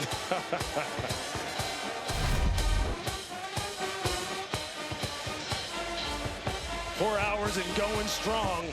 Amazing. Randy Bond, he says, look, I'm not going to miss him twice. I've been money all year long. Mike Elko goes, hey, we know what we're playing for. We know what's on the line. Everybody knows. That's right. Just keep fighting. Keep fighting. So Hugh Freeze talking to the officials. He's still letting them know about that pass interference, I'll bet. Just a classic late season SEC game. Of course, now, as we mentioned earlier, as we started overtime, things change a lot now. Once you get to the third overtime, now forget the 25-yard line. Now all you do is you alternate your two-point tries. That's right. That's it.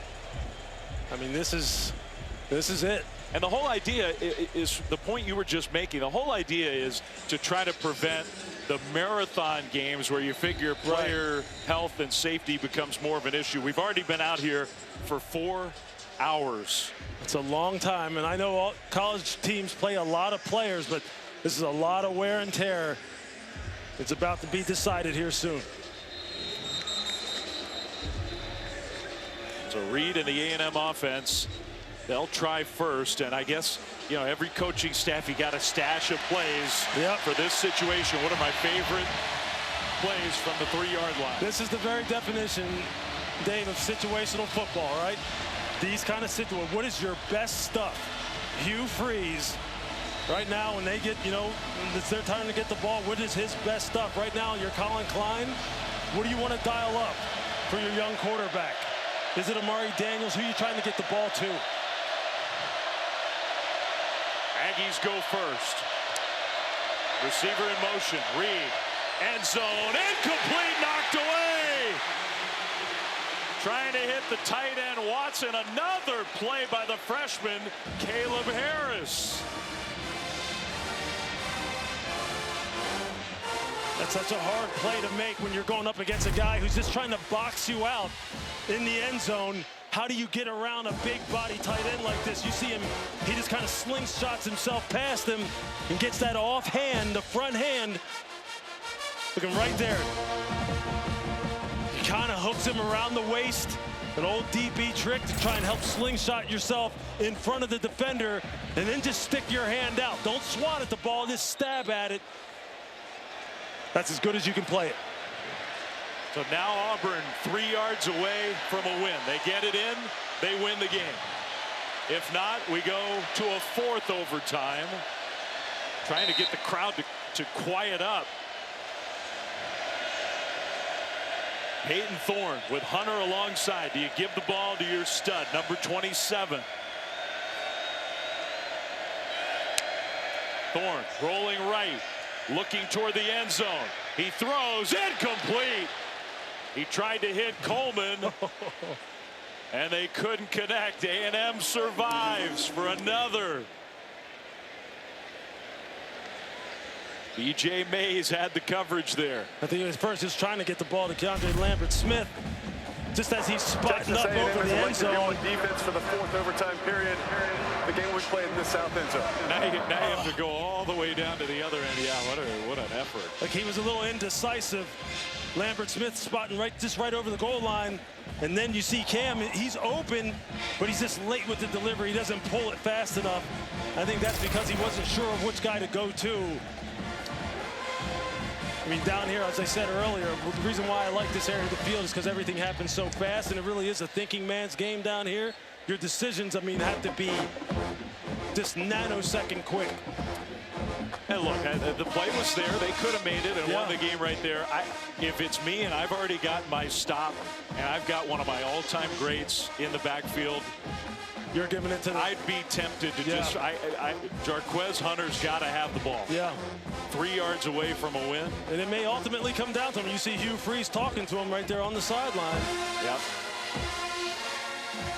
I mean, you're always going to second guess yourself when it doesn't work. I mean, when you got guys like Cam Coleman and you got guys like Lambert-Smith who've made big plays tonight, you see him now. He's continuing to talk to Jarquez Hunter. You know he's going to play a pivotal role in this play in some way, shape, or form. And I agree. It's easy. It's unfair in a lot of ways to second guess. Of course. Of course. I mean, there's coaches at home right now sitting there going, what would I call? They know how tough this is to come up with the perfect play. Got Hunter split out as a wideout, at least for now. We'll see if he motions. He will come in the backfield alongside Thorne. And now sprints wide left. Thorne looking middle, and what a catch! Lambert-Smith came down with it.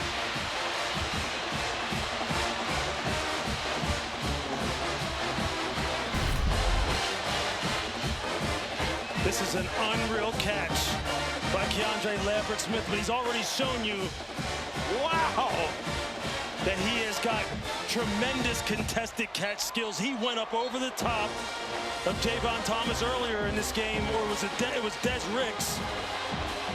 And here again, just look at him climb the ladder and pull that ball down.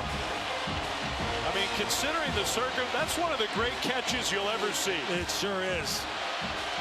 And now Auburn is a stop away from a win. Just look how he sets the route up. He pushes him outside, tries to get him to settle his feet. And the ball is behind him, and he reaches back and snatches that thing out of the air. Amazing.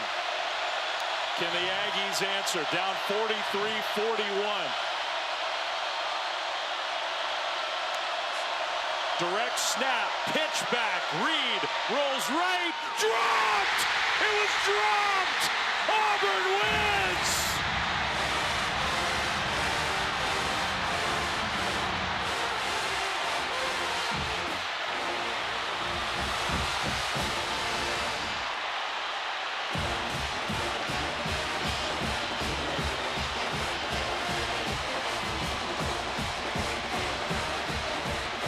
A day of chaos in the SEC around college football. And no different here. Jordan Hare, what a game and what a win for Auburn. In 4 overtimes, 43-41.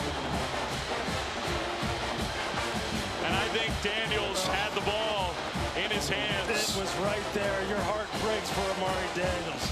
Such a good player, had a great game.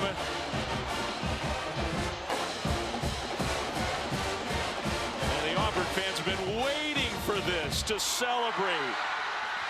Near the end of the second year of Hugh Freeze as the head coach, the first win that Auburn's had against a ranked team, and a crusher for the championship hopes of the Aggies.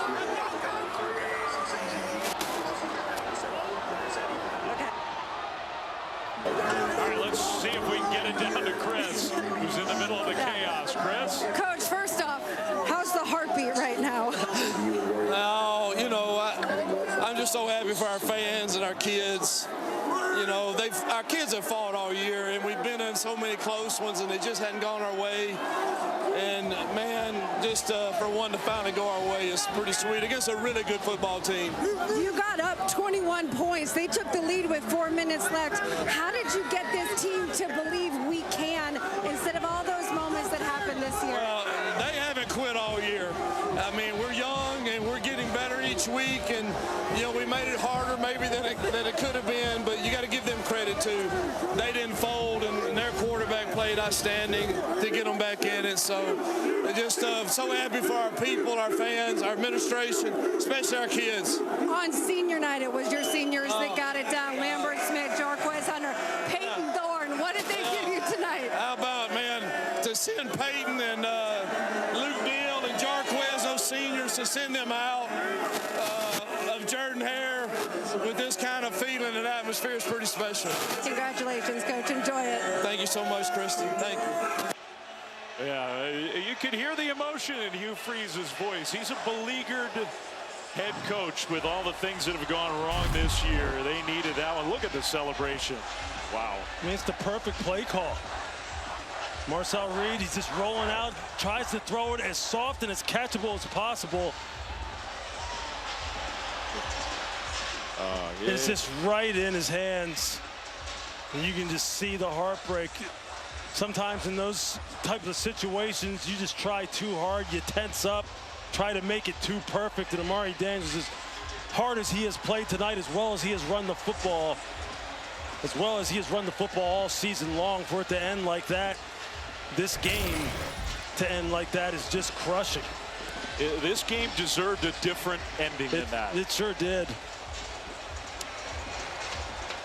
I mean, you just hate to see a player have it right there and then they just not able to come through. But for Auburn, wow. I mean, just look at this scene out here on the field. I mean, look at that.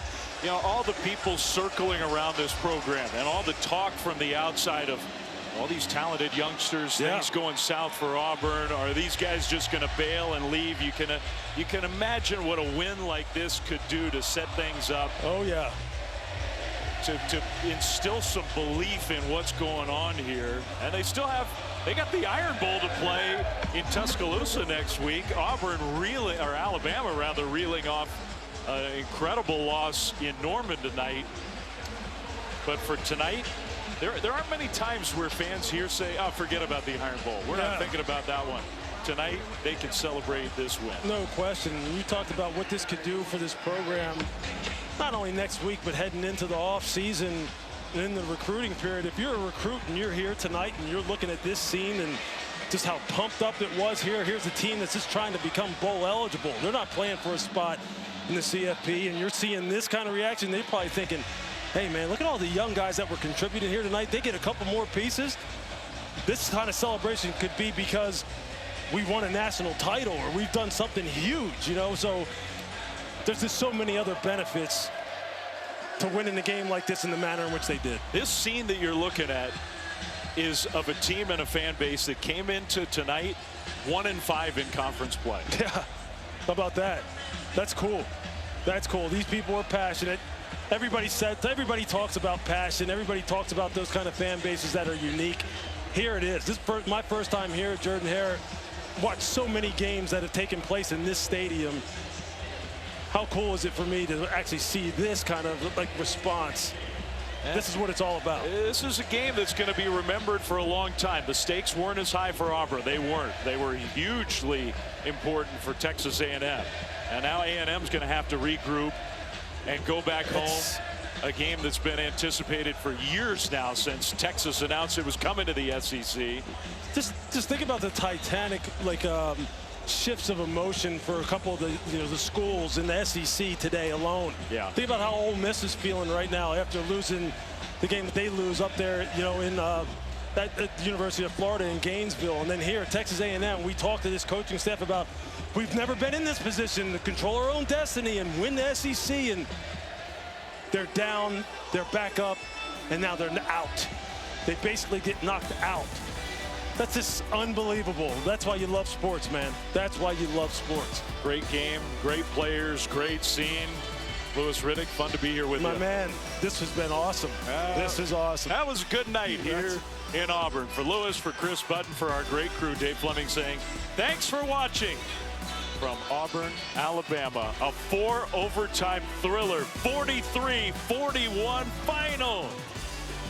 With Formula One Grand Prix from Las Vegas coming up next. Thank you for watching this presentation of the Southeastern Conference.